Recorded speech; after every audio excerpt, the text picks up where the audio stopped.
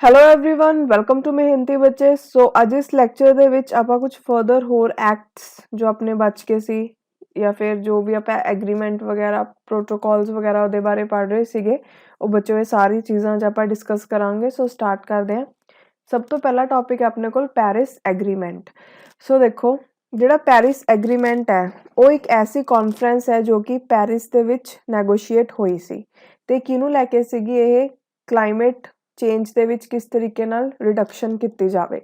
Okay 2016 ਨਵੰਬਰ ਦੇ ਵਿੱਚ ਇਹਨੂੰ ਸਾਈਨ ਕੀਤਾ ਗਿਆ। 55 ਕੰਟਰੀਜ਼ ਨੇ ਜਦੋਂ ਰੈਟੀਫਿਕੇਸ਼ਨ ਕੀਤੀ ਕਿ ਅਸੀਂ ਐਟਲੀਸਟ 55% ਗਲੋਬਲ ਐਮਿਸ਼ਨਸ ਹੈ ਜਿਹੜੀਆਂ ਉਹਨੂੰ ਘਟਾਵਾਂਗੇ। ਓਕੇ ਉਹ ਤੋਂ ਬਾਅਦ ਅਗਰ ਆਪਾਂ ਗੱਲ ਕਰੀਏ 2019 ਦੇ ਵਿੱਚ ਇਹਦੇ ਵਿੱਚ 195 ਸਿਗਨੇਟਰੀਜ਼ ਸੀਗੀਆਂ ਤੇ 180 ਪਲੱਸ ਕੰਟਰੀਜ਼ ਨੇ ਇਹਨੂੰ ਰੈਟੀਫਾਈ ਕੀਤਾ ਤੇ ਇੰਡੀਆ ਨੇ ਇਹਨੂੰ ਸਾਈਨ ਤੇ ਰੈਟੀਫਾਈ ਕੀਤਾ ਸੀ 2016 ਦੇ ਵਿੱਚ। ਸੋ ਨੈਕਸਟ ਦੇਖੋ ਅਗਰ ਆਪਾਂ ਇਹਦੇ ਵਿੱਚ ਦੇਖੀਏ ਕਿ ਇਹਦੇ ਵਿੱਚ ਕੀ ਗੋਲ ਰੱਖਿਆ ਗਿਆ। ਇਹ ਐਗਰੀਮੈਂਟ ਦੇ ਵਿੱਚ ਗੋਲ ਰੱਖਿਆ ਗਿਆ ਕਿ ਜਿਹੜੀ ਗਲੋਬਲ ਵਾਰਮਿੰਗ ਹੈ ਉਹਨੂੰ 2 ਡਿਗਰੀ ਸੈਲਸੀਅਸ ਤੋਂ ਨੀਚੇ ਜਿੰਨਾ ਕਿ ਪ੍ਰੀ ਇੰਡਸਟਰੀਅਲ ਲੈਵਲ ਦੇ ਵਿੱਚ ਸੀਗਾ ਉਹ ਤੋਂ ਵੀ ਥੱਲੇ ਲੈ ਕੇ ਆਣਾ। ठीक है जी एग्रीमेंट है कह रही है कि zero net anthropological greenhouse gas emissions होने चाहिए ने। ठीक है सैकेंड हाफ च 21st सेंचुरी दे। ओके बस ये जी आ है ना मेन चीज़ कि यदा टारगेट की है ये उपर कई बार क्वेश्चन देखने को मिले सो ये याद रखियो। ओके उस तो बाद नैक्सट है united nation convention to combat desertification. The convention stemmed from a direct recommendation of Rio Conference Agenda 21 in 1994 ਜਿਹੜਾ ਰੀਓ ਕਾਨਫਰੰਸ ਦੇ ਵਿੱਚ ਏਜੰਡਾ 21 ਦਿੱਤਾ ਗਿਆ ਸੀ 1994 ਦੇ ਵਿੱਚ ਉਹ ਤੋਂ ਇਹ ਕਨਵੈਨਸ਼ਨ ਜਿਹੜੀ ਹੈ ਉਹ ਆਈ ਹੈ। UNCCD ਇਹ ਕਨਵੈਨਸ਼ਨ ਹੈ ਕਾਦੇ ਲਈ ਡੈਜ਼ਰਟੀਫਿਕੇਸ਼ਨ ਨੂੰ ਕੰਬੈਕ ਕਰਨ ਦੇ ਲਈ। ਠੀਕ ਹੈ ਤੇ ਡਰਾਊਟ ਦੇ ਜਿਹੜੇ ਇਫੈਕਟਸ ਹੈ ਉਹਨੂੰ ਘਟਾਉਣ ਦੇ ਲਈ। ਨੈਸ਼ਨਲ ਐਕਸ਼ਨ ਪ੍ਰੋਗਰਾਮ ਇਨਕੋਪਰੇਟ ਕਰਦੇ ਲੌਂਗ ਟਰਮ ਸਟ੍ਰੈਟਜੀਜ਼ ਜੋ ਕਿ ਇੰਟਰਨੈਸ਼ਨਲ ਕੋਆਪਰੇਸ਼ਨ ਦੇ ਦੁਆਰਾ ਸਪੋਰਟ ਕੀਤੀ ਜਾਂਦੀ ਹੈ। ਇੱਕ ਲੌਤੀ ਐਸੀ ਇੰਟਰਨੈਸ਼ਨਲ ਲੀਗਲ ਬਾਈਂਡਿੰਗ ਫਰੇਮਵਰਕ ਹੈ ਜਿਹੜੀ ਕਿ ਡੈਜ਼ਰਟੀਫਿਕੇਸ਼ਨ ਨਾਲ ਰਿਲੇਟਡ ਹੈ। ਕਈ ਵਾਰ ਪੇਪਰ 'ਚ ਪੁੱਛਿਆ ਜਾਂਦਾ ਕਿ ਕੋਈ ਐਸੀ ਹੈਗੀ ਹੈ ਇੰਟਰਨੈਸ਼ਨਲ ਲੀਗਲ ਬਾਈਂਡਿੰਗ ਫਰੇਮਵਰਕ ਜੋ ਡੈਜ਼ਰਟੀਫਿਕੇਸ਼ਨ ਨਾਲ ਰਿਲੇਟਡ ਹੈ। ਸੋ ਯਾਦ ਰੱਖਿਓ ਹੈਗੀ ਹੈ। ਓਕੇ ਇਹਨੂੰ ਪੈਰਿਸ ਦੇ ਵਿੱਚ ਅਡਾਪਟ ਕੀਤਾ ਗਿਆ ਸੀ 1994 ਦੇ ਵਿੱਚ ਤੇ ਫੋਰਸ 'ਚ ਆਈ 1996 ਦੇ ਵਿੱਚ। 196 ਪਾਰਟੀਜ਼ ਹੈ। ਠੀਕ ਹੈ 2006 ਨੂੰ ਡਿਕਲੇਅਰ ਕੀਤਾ ਗਿਆ ਸੀ international year of desert and desertification. United Nation convention to combat desertification ਉਹਨਾਂ ਨੇ ਐਸਟੈਬਲਿਸ਼ ਕੀਤਾ ਕਮੇਟੀ ਸਾਇੰਸ ਤੇ ਟੈਕਨੋਲੋਜੀ ਦੇ ਉੱਪਰ ਜਿਹੜੀ CST ਹੈ ਉਹਦੇ ਵਿੱਚ ਗਵਰਨਮੈਂਟ ਰਿਪਰੈਜ਼ੈਂਟੇਟਿਵ ਹੈ। ਠੀਕ ਹੈ ਜਿਨ੍ਹਾਂ ਦੀ ਕੀ ਐਕਸਪਰਟਾਈਜ਼ ਹੈ ਅਲੱਗ-ਅਲੱਗ ਚੀਜ਼ਾਂ ਨੂੰ ਲੈ ਕੇ ਟੂ ਕੰਬੈਟ ਡੈਜ਼ਰਟੀਫਿਕੇਸ਼ਨ ਤੇ ਡਰਾਊਟਸ ਦੇ ਇਫੈਕਟਸ ਨੂੰ ਮਿਟੀਗੇਟ ਕਰਨ ਦੇ ਲਈ। ਓਕੇ ਉਹ ਤੋਂ ਬਾਅਦ ਜਿਹੜੀ UNCCD ਹੈ ਉਹ ਕੋਲੈਬੋਰੇਟ ਕਰਦੀ ਹੈ ਕਨਵੈਨਸ਼ਨ ਔਨ ਬਾਇਓਲੋਜੀਕਲ ਡਾਇਵਰਸਿਟੀ ਦੇ ਨਾਲ ਵੀ। ਓਕੇ ਸੋ ਨੈਕਸਟ ਹੈ convention on biological diversity 1992। Biodiversity conservation ਇੱਕ ਕਲੈਕਟਿਵ ਰਿਸਪੌਂਸਿਬਿਲਿਟੀ ਹੈ ਸਾਰੇ ਨੇਸ਼ਨਸ ਦੀ। ਜਿਹੜੀ ਕਨਵੈਨਸ਼ਨ ਹੈ ਬਾਇਓਲੋਜੀਕਲ ਡਾਇਵਰਸਿਟੀ ਦੇ ਉੱਪਰ ਇੱਕ ਸਟੈਪ ਹੈ ਬਾਇਓਲੋਜੀਕਲ ਡਾਇਵਰਸਿਟੀ ਨੂੰ ਕੰਜ਼ਰਵ ਕਰਨ ਦਾ ਜਾਂ ਫਿਰ ਬਾਇਓਡਾਇਵਰਸਿਟੀ ਨੂੰ ਕੰਜ਼ਰਵ ਕਰਨ ਦਾ ਪੂਰੇ ਵਰਲਡ ਦੀ ਇਨਵੋਲਵਮੈਂਟ ਦੇ ਨਾਲ। ਜਿਹੜੀ ਕਨਵੈਨਸ਼ਨ ਹੈ ਬਾਇਓਲੋਜੀਕਲ ਡਾਇਵਰਸਿਟੀ ਦੇ ਉੱਪਰ ਉਹਨੂੰ ਸਿਗਨੇਚਰ ਦੇ ਲਈ ਓਪਨ ਕੀਤਾ ਗਿਆ ਸੀ ਅਰਥ ਸਮਿਟ ਜੋ ਕਿ ਰੀਓ ਦੇ ਜਨਾਰਡੀਓ ਦੇ ਵਿੱਚ 1992 ਦੇ ਵਿੱਚ ਹੋਈ ਜੋ ਕਿ 1993 ਦੇ ਵਿੱਚ ਇਫੈਕਟ 'ਚ ਆਈ। ਜਿਹੜੀ ਕਨਵੈਨਸ਼ਨ ਹੈ ਇਹ ਸਾਰੇ ਨੇਸ਼ਨਸ ਨੂੰ ਕਹਿੰਦੇ ਕਿ ਆਪਾਂ ਨੂੰ ਐਪਰੋਪਰੀਏਟ ਮੈਜਰਸ ਲੈਣੇ ਚਾਹੀਦੇ ਹੈ ਬਾਇਓਡਾਇਵਰਸਿਟੀ ਦੀ ਕੰਜ਼ਰਵੇਸ਼ਨ ਦੇ ਲਈ ਤੇ ਉਹਦੇ ਬੈਨੀਫਿਟਸ ਦੀ ਸਸਟੇਨੇਬਲ ਯੂਟੀਲਾਈਜੇਸ਼ਨ ਦੇ ਲਈ। ਅਗਰ ਆਪਾਂ ਗੱਲ ਕਰੀਏ ਕਨਵੈਨਸ਼ਨ ਦੇ 3 ਗੋਲਸ ਹੈ ਬਾਇਓਲੋਜੀਕਲ ਡਾਇਵਰਸਿਟੀ ਨੂੰ ਕੰਜ਼ਰਵ ਕਰਨਾ ਸਸਟੇਨੇਬਲ ਯੂਜ਼ ਕਰਨਾ ਕੰਪੋਨੈਂਟ ਦਾ ਫੇਅਰ ਤੇ ਇਕੁਇਟੇਬਲ ਸ਼ੇਅਰਿੰਗ ਕਰਨਾ ਬੈਨੀਫਿਟਸ ਦੀ ਜੋ ਕਿ ਜੈਨੇਟਿਕ ਰਿਸੋਰਸਿਸ ਤੋਂ ਆ ਰਹੇ ਨੇ। ਓਕੇ ਇਹਨੂੰ ਅਕਸਰ ਦੇਖਿਆ ਜਾਂਦਾ ਐਜ਼ ਅ ਕੀ ਡਾਕੂਮੈਂਟ ਰਿਗਾਰਡਿੰਗ ਸਸਟੇਨੇਬਲ ਡਿਵੈਲਪਮੈਂਟ। ਜਿਹੜੀ ਕਨਵੈਨਸ਼ਨ ਆ ਉਹ ਲੀਗਲੀ ਬਾਈਂਡਿੰਗ ਹੈ ਕੰਟਰੀਜ਼ ਜਿਹੜੇ ਉਹਨੂੰ ਜੁਆਇਨ ਕਰਦੇ ਆ ਉਹ ਇੰਪਲੀਮੈਂਟ ਕਰਦੇ ਇਹਦੇ ਪ੍ਰੋਵੀਜ਼ਨਸ ਨੂੰ। 195 ਯੂਨਾਈਟਿਡ ਨੇਸ਼ਨ ਸਟੇਟਸ ਤੇ ਯੂਰਪੀਅਨ ਯੂਨੀਅਨ ਹੈ ਜਿਹੜੀ ਉਹ ਪਾਰਟੀਜ਼ ਹੈ ਕਨਵੈਨਸ਼ਨ ਨੂੰ। ਜਿੰਨੇ ਵੀ ਯੂਨਾਈਟਿਡ ਨੇਸ਼ਨ ਮੈਂਬਰ ਸਟੇਟਸ ਹੈ ਯੂਨਾਈਟਿਡ ਸਟੇਟਸ ਨੂੰ ਛੱਡ ਕੇ ਉਹਨਾਂ ਨੇ ਟ੍ਰੀਟੀ ਨੂੰ ਰੈਟੀਫਾਈ ਕੀਤਾ ਹੋਇਆ। ਉਹ ਤੋਂ ਬਾਅਦ ਨੈਕਸਟ ਹੈ Rio+5 1997 ਦੇ ਵਿੱਚ ਯੂਨਾਈਟਿਡ ਨੇਸ਼ਨ ਜਨਰਲ ਅਸੈਂਬਲੀ ਨੇ ਇੱਕ ਸਪੈਸ਼ਲ ਸੈਸ਼ਨ ਹੈਲਡ ਕੀਤਾ ਅਪਰੇਜ਼ ਕਰਨ ਲਈ ਸਟੇਟਸ ਏਜੰਡਾ 21 ਦਾ। ਠੀਕ ਹੈ ਜਿਹੜੀ ਅਸੈਂਬਲੀ ਆ ਉਹਨੂੰ ਰਿਕੋਗਨਾਈਜ਼ ਕਰਦੇ ਆ ਅਨਈਵਨ ਤੇ ਆਈਡੈਂਟੀਫਾਈ ਕਰਦੇ ਹੋ ਕੀ ਟ੍ਰੈਂਡਸ ਜਿਵੇਂ ਕਿ increasing globalisation widening inequalities in income and continuing deterioration of global environment. ਉਹ ਤੋਂ ਬਾਅਦ Rio+10 2002 ਜਾਂ ਅਰਥ ਸਮਿਟ 2002 ਜਿਹੜੀ ਰੀਓ +10 ਔਰ अर्थ समिट 2002 ਹੈ ਵਰਲਡ ਸमिट ਵੀ ਬੋਲਦੇ ਆ ਉਹਨੂੰ ਔਨ ਸਸਟੇਨੇਬਲ ਡਿਵੈਲਪਮੈਂਟ। ਇਹ ਕਿੱਥੇ ਹੋਈ ਸੀ? ਸਾਊਥ ਅਫਰੀਕਾ ਦੇ ਜੋਹਾਨਸਨਬਰਗ ਦੇ ਵਿੱਚ in 2002। Rio +10 affirm United Nation commitment to Agenda 21 alongside Millennium Development Goals। ਇਹ ਕੀ affirm ਕਰਦੇ? ਯੂਨਾਈਟਿਡ ਨੇਸ਼ਨ ਦਾ ਜੋ ਕਮਿਟਮੈਂਟ ਹੈ Agenda 21 ਨੂੰ ਲੈ ਕੇ ਤੇ ਨਾਲ ਹੀ Millennium Development Goals। Johannesburg declaration committing the nations of the world to sustainable develop. ਜਿਹੜੀ ਇਹ ਡੈਕਲੇਰੇਸ਼ਨ ਇਹਦੇ ਵਿੱਚ ਨੇਸ਼ਨਸ ਨੇ ਕੀ ਕਮਿਟ ਕੀਤਾ ਸੀਗਾ ਕਿ ਅਸੀਂ ਸਸਟੇਨੇਬਲ ਡਿਵੈਲਪਮੈਂਟ ਦੀ ਔਰ ਸਾਡੀ ਕਮਿਟਮੈਂਟ ਹੈ। ਸੋ ਨੈਕਸਟ ਹੈ ਰੀਓ +20 2012। ਰੀਓ +20 2012 ਵੀ United Nation conference on sustainable development ਵੀ ਬੋਲਦੇ ਆ ਨੂੰ। ਠੀਕ ਹੈ।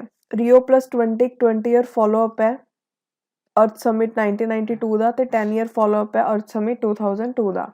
ਇਹਨੂੰ ਰੀਓ 2012 ਜਾਂ ਫਿਰ अर्थ समिट 2012 ਵੀ ਬੋਲਦੇ ਆ।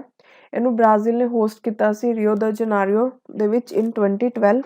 ਇਹ ਰੀਅਫਰਮ ਕਰਦੇ ਆ ਕਮਿਟਮੈਂਟ ਏਜੰਡਾ 21 ਦੇ ਨਾਲ ਰਿਲੇਟਡ। ਠੀਕ ਹੈ, ਆਪਾਂ ਏਜੰਡਾ 21 ਦੀ ਗੱਲ ਕਰ ਚੁੱਕੇ ਹਾਂ ਪਿਛਲੇ ਲੈਕਚਰ ਦੇ ਵਿੱਚ।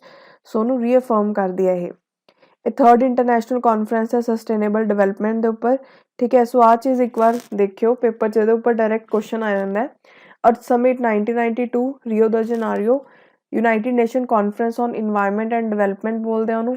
ਜਿਹੜੀ अर्थ समिट 2002 ਹੈ ਜੋਹਾਨਸਨਬਰਗ ਦੇ ਵਿੱਚ ਹੋਈ ਤੇ ਇਹਨੂੰ world summit on sustainable development ਵੀ ਬੋਲਦੇ ਆ।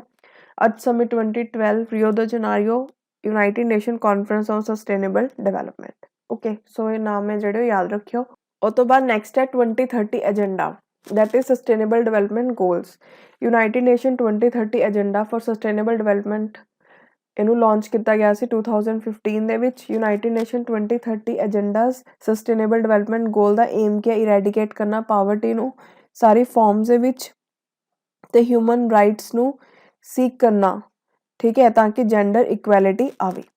ਸਸਟੇਨੇਬਲ ਡਿਵੈਲਪਮੈਂਟ ਗੋਲਸ ਹੈ ਜਿਹੜੇ ਉਹ ਕਲੈਕਸ਼ਨ ਹੈ 17 ਗਲੋਬਲ ਗੋਲਸ ਦਾ ਤੇ ਉਹਨਾਂ ਦੇ 169 ਟਾਰਗੇਟਸ ਦਾ। ਠੀਕ ਹੈ, ਜਿਹਨੂੰ ਕਿ ਯੂਨਾਈਟਿਡ ਨੇਸ਼ਨ ਜਨਰਲ ਅਸੈਂਬਲੀ ਨੇ ਸੈੱਟ ਕੀਤਾ ਸੀ 2015 ਦੇ ਵਿੱਚ 2030 ਦੇ ਲਈ। ਓਕੇ, ਸੋ ਤੁਸੀਂ ਇੱਥੇ ਦੇਖ ਸਕਦੇ ਹੋ ਆਪਣੇ ਕੋਲ ਸਸਟੇਨੇਬਲ ਡਿਵੈਲਪਮੈਂਟ ਗੋਲਸ ਕਿਹੜੇ ਕਿਹੜੇ ਆ। No poverty, no hunger, good health, quality education, gender equality, clean water and sanitation.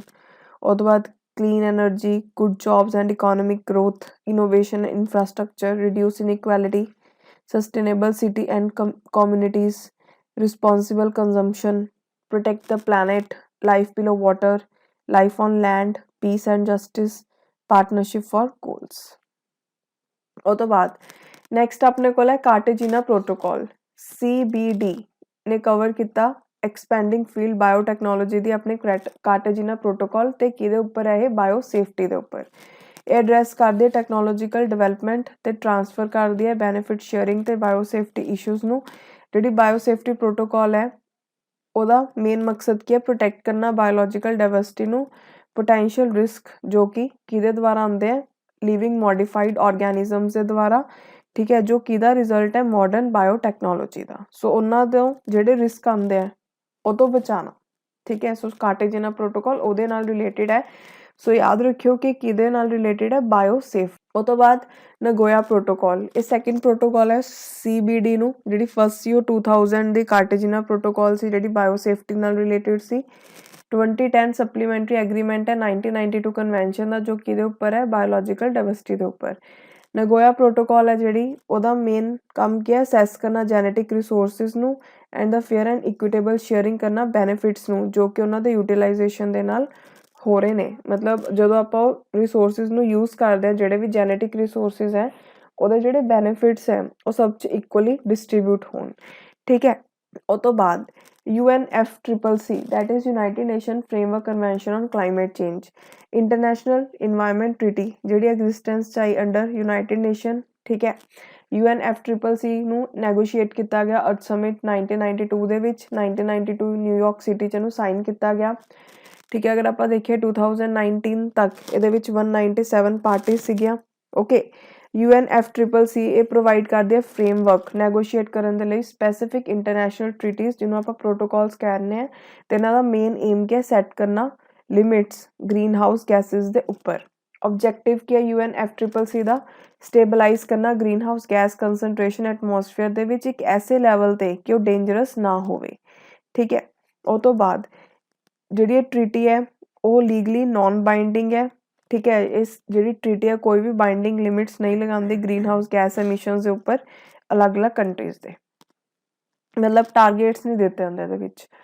ਉਹ ਤੋਂ ਬਾਅਦ ਨੈਕਸਟ ਹੁਣ ਦੇਖੋ ਜਿਹੜੀ UNFCCC ਆ ਉਹਦੇ ਵਿੱਚ ਇੱਕ ਕਾਨਫਰੰਸ ਆਫ ਪਾਰਟੀਜ਼ ਹੈ ਜਿਹਨੂੰ ਆਪਾਂ COP ਬੋਲਦੇ ਹਾਂ। ਜਿਹੜੀ COP ਹੈ ਉਹ ਡਿਸੀਜਨ ਮੇਕਿੰਗ ਬੋਡੀ ਹੈ UNFCCC ਦੀ। ਜਿੰਨੀਆਂ ਵੀ ਸਟੇਟਸ ਹੈ ਜਿਹੜੀਆਂ ਪਾਰਟੀਜ਼ ਨੇ ਕਨਵੈਨਸ਼ਨ ਤੇ ਉਹ ਰਿਪਰੈਜ਼ੈਂਟ ਹੁੰਦੀਆਂ ਨੇ COP ਤੇ। ਇਹ ਰਿਵਿਊ ਕਰਦੀ ਹੈ ਇੰਪਲੀਮੈਂਟੇਸ਼ਨ ਕਿਸੇ ਵੀ ਲੀਗਲ ਇੰਸਟਰੂਮੈਂਟ ਦਾ ਜੋ COP ਅਡੋਪਟ ਕਰਦੀ ਹੈ। ਇਹ ਪ੍ਰਮੋਟ ਕਰਦੇ ਇਫੈਕਟਿਵ ਇੰਪਲੀਮੈਂਟੇਸ਼ਨ ਕਨਵੈਨਸ਼ਨ ਦਾ। ਜਿਹੜੀ ਫਸਟ COP ਮੀਟਿੰਗ ਹੈ ਉਹ ਬਰਲਿਨ ਜਰਮਨੀ ਦੇ ਵਿੱਚ ਹੋਈ ਸੀ ਮਾਰਚ 1995 ਦੇ ਵਿੱਚ। ਜਿਹੜੀ ਪਾਰਟੀਜ਼ ਹੈ ਕਨਵੈਨਸ਼ਨ ਦੀਆਂ ਉਹ ਹਰ ਸਾਲ ਮਿਲਦੀਆਂ ਨੇ 1995 ਤੋਂ ਲੈ ਕੇ। ਓਕੇ, 1997 ਦੇ ਵਿੱਚ ਕਿਓਟੋ ਪ੍ਰੋਟੋਕਾਲ ਹੈ ਜਿਹੜਾ ਉਹਨੂੰ ਕਨਕਲੂਡ ਕੀਤਾ ਗਿਆ ਸੀਗਾ 3rd COP ਦੇ ਵਿੱਚ ਤੇ ਐਸਟੈਬਲਿਸ਼ ਕੀਤਾ ਗਿਆ ਲੀਗਲੀ ਬਾਈਂਡਿੰਗ ਓਬਲੀਗੇਸ਼ਨ ਡਿਵੈਲਪ ਕੰਟਰੀਜ਼ ਦੇ ਲਈ ਤਾਂ ਕਿ ਉਹ ਗ੍ਰੀਨ ਹਾਊਸ ਗੈਸ ਦੀਆਂ ਐਮਿਸ਼ਨਸ ਨੂੰ ਘਟਾਉਣ। COP 21 2015 ਦੇ ਵਿੱਚ ਹੋਈ ਕਿੱਥੇ? ਪੈਰਿਸ। Then COP 22 2016 Morocco.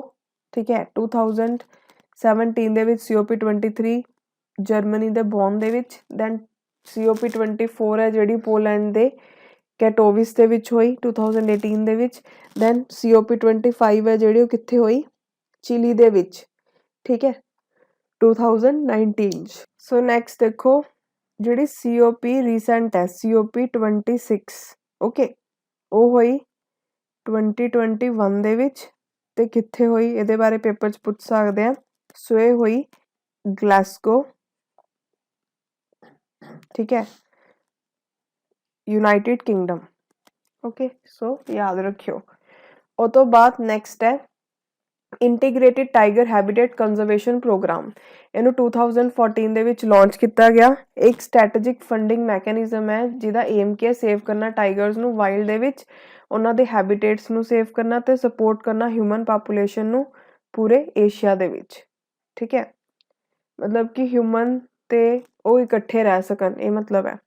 ਉਹ ਤੋਂ ਬਾਅਦ ਇਹਨਾਂ ਨੇ 12 ਪ੍ਰੋਜੈਕਟਸ ਨੂੰ 6 ਕੰਟਰੀਜ਼ ਦੇ ਵਿੱਚ ਚਲਾਇਆ ਹੋਇਆ। ਕਿਹੜੀ ਕੰਟਰੀਜ਼ ਹੈ? Bangladesh, Bhutan, India, Indonesia, Nepal, Myanmar, ਤਾਂ ਕਿ ਬੈਟਰ ਮੈਨੇਜ ਕੀਤਾ ਜਾਵੇ ਟਾਈਗਰ ਕੰਜ਼ਰਵੇਸ਼ਨ ਲੈਂਡਸਕੇਪ ਨੂੰ। ਠੀਕ ਹੈ, ਇਹ ਕੰਟਰੀਬਿਊਟ ਕਰਦੇ ਆ ਗਲੋਬਲ ਟਾਈਗਰ ਰਿਕਵਰੀ ਪ੍ਰੋਗਰਾਮ ਨੂੰ। ਓਕੇ, ਜੋ ਕਿ ਗਲੋਬਲ ਐਫਰਟ ਹੈ ਡਬਲ ਕਰਨ ਦੇ ਲਈ ਟਾਈਗਰ ਦਾ ਨੰਬਰ ਵਾਈਲਡ ਦੇ ਵਿੱਚ ਬਾਈ 2022। ਸੋ ਨੈਕਸਟ ਹੈ ਮੀਨਾਮਾਟਾ ਕਨਵੈਨਸ਼ਨ। ਇੱਕ ਇੰਟਰਨੈਸ਼ਨਲ ਟ੍ਰੀਟੀ ਹੈ, ਯੂਨਾਈਟਿਡ ਨੇਸ਼ਨ ਟ੍ਰੀਟੀ ਹੈ। ਇਹਨੂੰ 2013 ਚ ਸਾਈਨ ਕੀਤਾ ਗਿਆ। ਇਹਦਾ ਮੇਨ ਏਮ ਕੀ ਹੈ? ਪ੍ਰੋਟੈਕਟ ਕਰਨਾ ਹਿਊਮਨ ਹੈਲਥ ਨੂੰ ਤੇ ਇਨਵਾਇਰਨਮੈਂਟ ਨੂੰ ਐਂਥਰੋਪੋਜੈਨਿਕ ਐਮਿਸ਼ਨਸ ਤੋਂ। ਠੀਕ ਹੈ, ਤੇ ਮਰਕਰੀ ਕੰਪਾਊਂਡਸ ਦੇ ਐਮਿਸ਼ਨਸ ਤੋਂ। ਜਿਹੜੀ ਕਨਵੈਨਸ਼ਨ ਹੈ ਉਹਦਾ ਨਾਮ ਰੱਖਿਆ ਗਿਆ ਜੈਪਨੀਜ਼ ਸਿਟੀ ਮੀਨਾਮਾਟਾ ਦੇ ਨਾਮ ਤੋਂ ਬਾਅਦ। ਜਿਹੜੇ ਨੇਮਿੰਗ ਹੈ ਇਹ ਸਿੰਬੋਲਿਕ ਇੰਪੋਰਟੈਂਸ ਹੈ ਕਿਉਂਕਿ ਜਿਹੜੀ ਸਿਟੀ ਹੈ ਉਹਦੇ ਵਿੱਚ ਕਾਫੀ ਜ਼ਿਆਦਾ ਡਿਵੈਸਟੇਟਿੰਗ ਸਿਚੁਏਸ਼ਨ ਹੋ ਗਈ ਸੀਗੀ ਮਰਕਰੀ ਪੋਇਜ਼ਨਿੰਗ ਨੂੰ ਲੈ ਕੇ। ਓਕੇ, ਉਹ ਤੋਂ ਬਾਅਦ ਅਗਰ ਆਪਾਂ ਗੱਲ ਕਰੀਏ ਮੇਨ ਮੀਨਾਮਾਟਾ ਕਨਵੈਨਸ਼ਨ ਦੇ ਉੱਪਰ ਜਿਹੜਾ ਕੁਐਸਚਨ ਆਉਂਦਾ ਉਹ ਇਹੀ ਆਉਂਦਾ ਕਿ ਉਹ ਕਿਹਦੇ ਨਾਲ ਰਿਲੇਟਡ ਹੈ, ਕਿਹੜੀ ਚੀਜ਼ ਨੂੰ ਖਤਮ ਕਰਨ ਦੇ ਲਈ ਕਿਹਦੇ ਨਾਲ ਰਿਲੇਟਡ ਹੈ। ਠੀਕ ਹੈ, ਸੋ ਇਹਦਾ ਮੇਨ ਏਮ ਕੀ ਹੈ? ਕੰਟਰੋਲ ਕਰਨਾ ਐਂਥਰੋਪੋਜੈਨਿਕ ਰਿਲੀਜ਼ ਕਿਹਦਾ? ਮਰਕਰੀ ਦਾ। ਓਕੇ, ਤੇ ਇੰਡੀਆ ਨੇ ਇਹਨੂੰ ਰੈਟੀਫਾਈ ਕੀਤਾ। ਸੋ ਯਾਦ ਰੱਖਿਓ ਮੀਨਾਮਾਟਾ ਕਨਵੈਨਸ਼ਨ ਮਰਕਰੀ ਨਾਲ ਰਿਲੇਟਡ ਹੈ। ਉਹ ਤੋਂ ਬਾਅਦ next RED+। So United Nations Program on Reducing Emission from Deforestation and Forest Degradation, that is UNREDD। ਇਹਦੀ ਫੁੱਲ ਫਾਰਮ ਕੀ ਹੈ? United Nations Program on Reducing Emission from Deforestation and Forest Degradation। ਇੱਕ collective programme ਹੈ food ਤੇ agriculture organisation ਦਾ, United nation development programme ਦਾ ਤੇ United nation environment programme ਦਾ। ਸੋ ਇਹਨਾਂ ਤਿੰਨਾਂ ਦਾ ਹੈ, ਯਾਦ ਰੱਖਿਓ। ਠੀਕ ਹੈ, ਕਿਹਦਾ? FAO, UNDP ਤੇ UNEP। ਜਿਹੜਾ RED++ ਹੈ ਇੱਕ ਵੋਲੰਟਰੀ ਕਲਾਈਮੇਟ ਮਿਟੀਗੇਸ਼ਨ ਪਾਥ ਹੈ ਜਿਹਨੂੰ ਕਿ ਪਾਰਟੀਜ਼ ਨੇ ਡਿਵੈਲਪ ਕੀਤਾ ਹੈ ਯੂਨਾਈਟਿਡ ਨੇਸ਼ਨ ਫਰੇਮਵਰਕ ਦੇ ਲਈ for convention on climate change.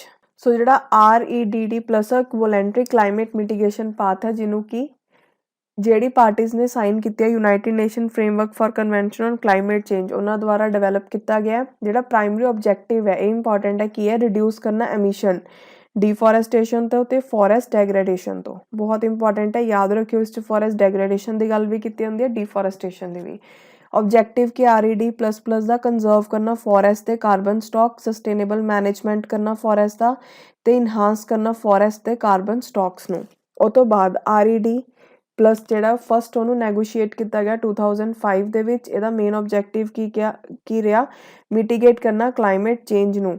ਕਿਵੇਂ? ਐਮਿਸ਼ਨਸ ਨੂੰ ਘਟਾਉਣਾ ਕਿਹਦੀਆਂ? ਗ੍ਰੀਨ ਹਾਊਸ ਗੈਸਿਸ ਦੀਆਂ through enhanced forest management in developing countries. So ਇਹਦੀ ਅਗਰ ਆਪਾਂ ਗੱਲ ਕਰੀਏ ਤਾਂ ਮੇਨ ਆਬਜੈਕਟਿਵ ਕੀ ਹੈ? ਕਲਾਈਮੇਟ ਚੇਂਜ ਨੂੰ ਘਟਾਉਣਾ। ਕਿਵੇਂ ਘਟਾ ਸਕਦੇ ਆ? ਜਿੰਨੀਆਂ ਵੀ ਗ੍ਰੀਨ ਹਾਊਸ ਗੈਸਿਸ ਦਾ ਐਮਿਸ਼ਨ ਹੁੰਦਾ ਉਹਨਾਂ ਦੇ ਐਮਿਸ਼ਨ ਨੂੰ ਰਿਡਿਊਸ ਕਰਕੇ, ਤੇ ਉਹਨਾਂ ਨੂੰ ਰਿਡਿਊਸ ਕਿਵੇਂ ਕੀਤਾ ਜਾਊਗਾ? ਫੋਰੈਸਟ ਮੈਨੇਜਮੈਂਟ ਨੂੰ ਵਧਾ ਕੇ ਡਿਵੈਲਪਿੰਗ ਕੰਟਰੀਜ਼ ਦੇ ਵਿੱਚ। Okay, most of the Ki RED++ decisions ਹੈ ਜਿਹੜੇ ਉਹਨਾਂ ਨੂੰ ਕੰਪਲੀਟ ਕੀਤਾ ਗਿਆ 2013 ਤੱਕ, ਠੀਕ ਹੈ। ਤੇ ਦੈਨ 2015 ਤੱਕ ਫਾਈਨਲ ਰੂਲ ਬੁੱਕ ਬਣ ਗਈ ਸੀ ਉਹਦੀ। ਓਕੇ, अगर आप गल करिए सो जी RED++ ਉਹ ਇੱਕ ਇਫੈਕਟਿਵ, ਐਫੀਸ਼ੀਐਂਟ ਤੇ ਇਕੁਇਟੇਬਲ ਮੈਕੈਨਿਜ਼ਮ ਹੈ ਐਮਿਸ਼ਨਸ ਨੂੰ ਰਿਡਿਊਸ ਕਰਨ ਦਾ ਡਿਫੋਰੈਸਟੇਸ਼ਨ ਤੇ ਫੋਰੈਸਟ ਡਿਗਰੇਡੇਸ਼ਨ ਤੋਂ। ਹੁਣ ਇਹਦੇ ਵਿੱਚ ਪੇਪਰ 'ਚ ਇੱਕ ਵਾਰ ਇਹ ਵੀ ਪੁੱਛਿਆ ਗਿਆ ਸੀ UNRED ਤੇ REDD+ ਦੇ ਵਿੱਚ ਕੀ ਡਿਫਰੈਂਸ ਹੈ, ਠੀਕ ਹੈ। ਸੋ ਇਹਦੇ ਬਾਰੇ ਦੇਖਦੇ ਹਾਂ।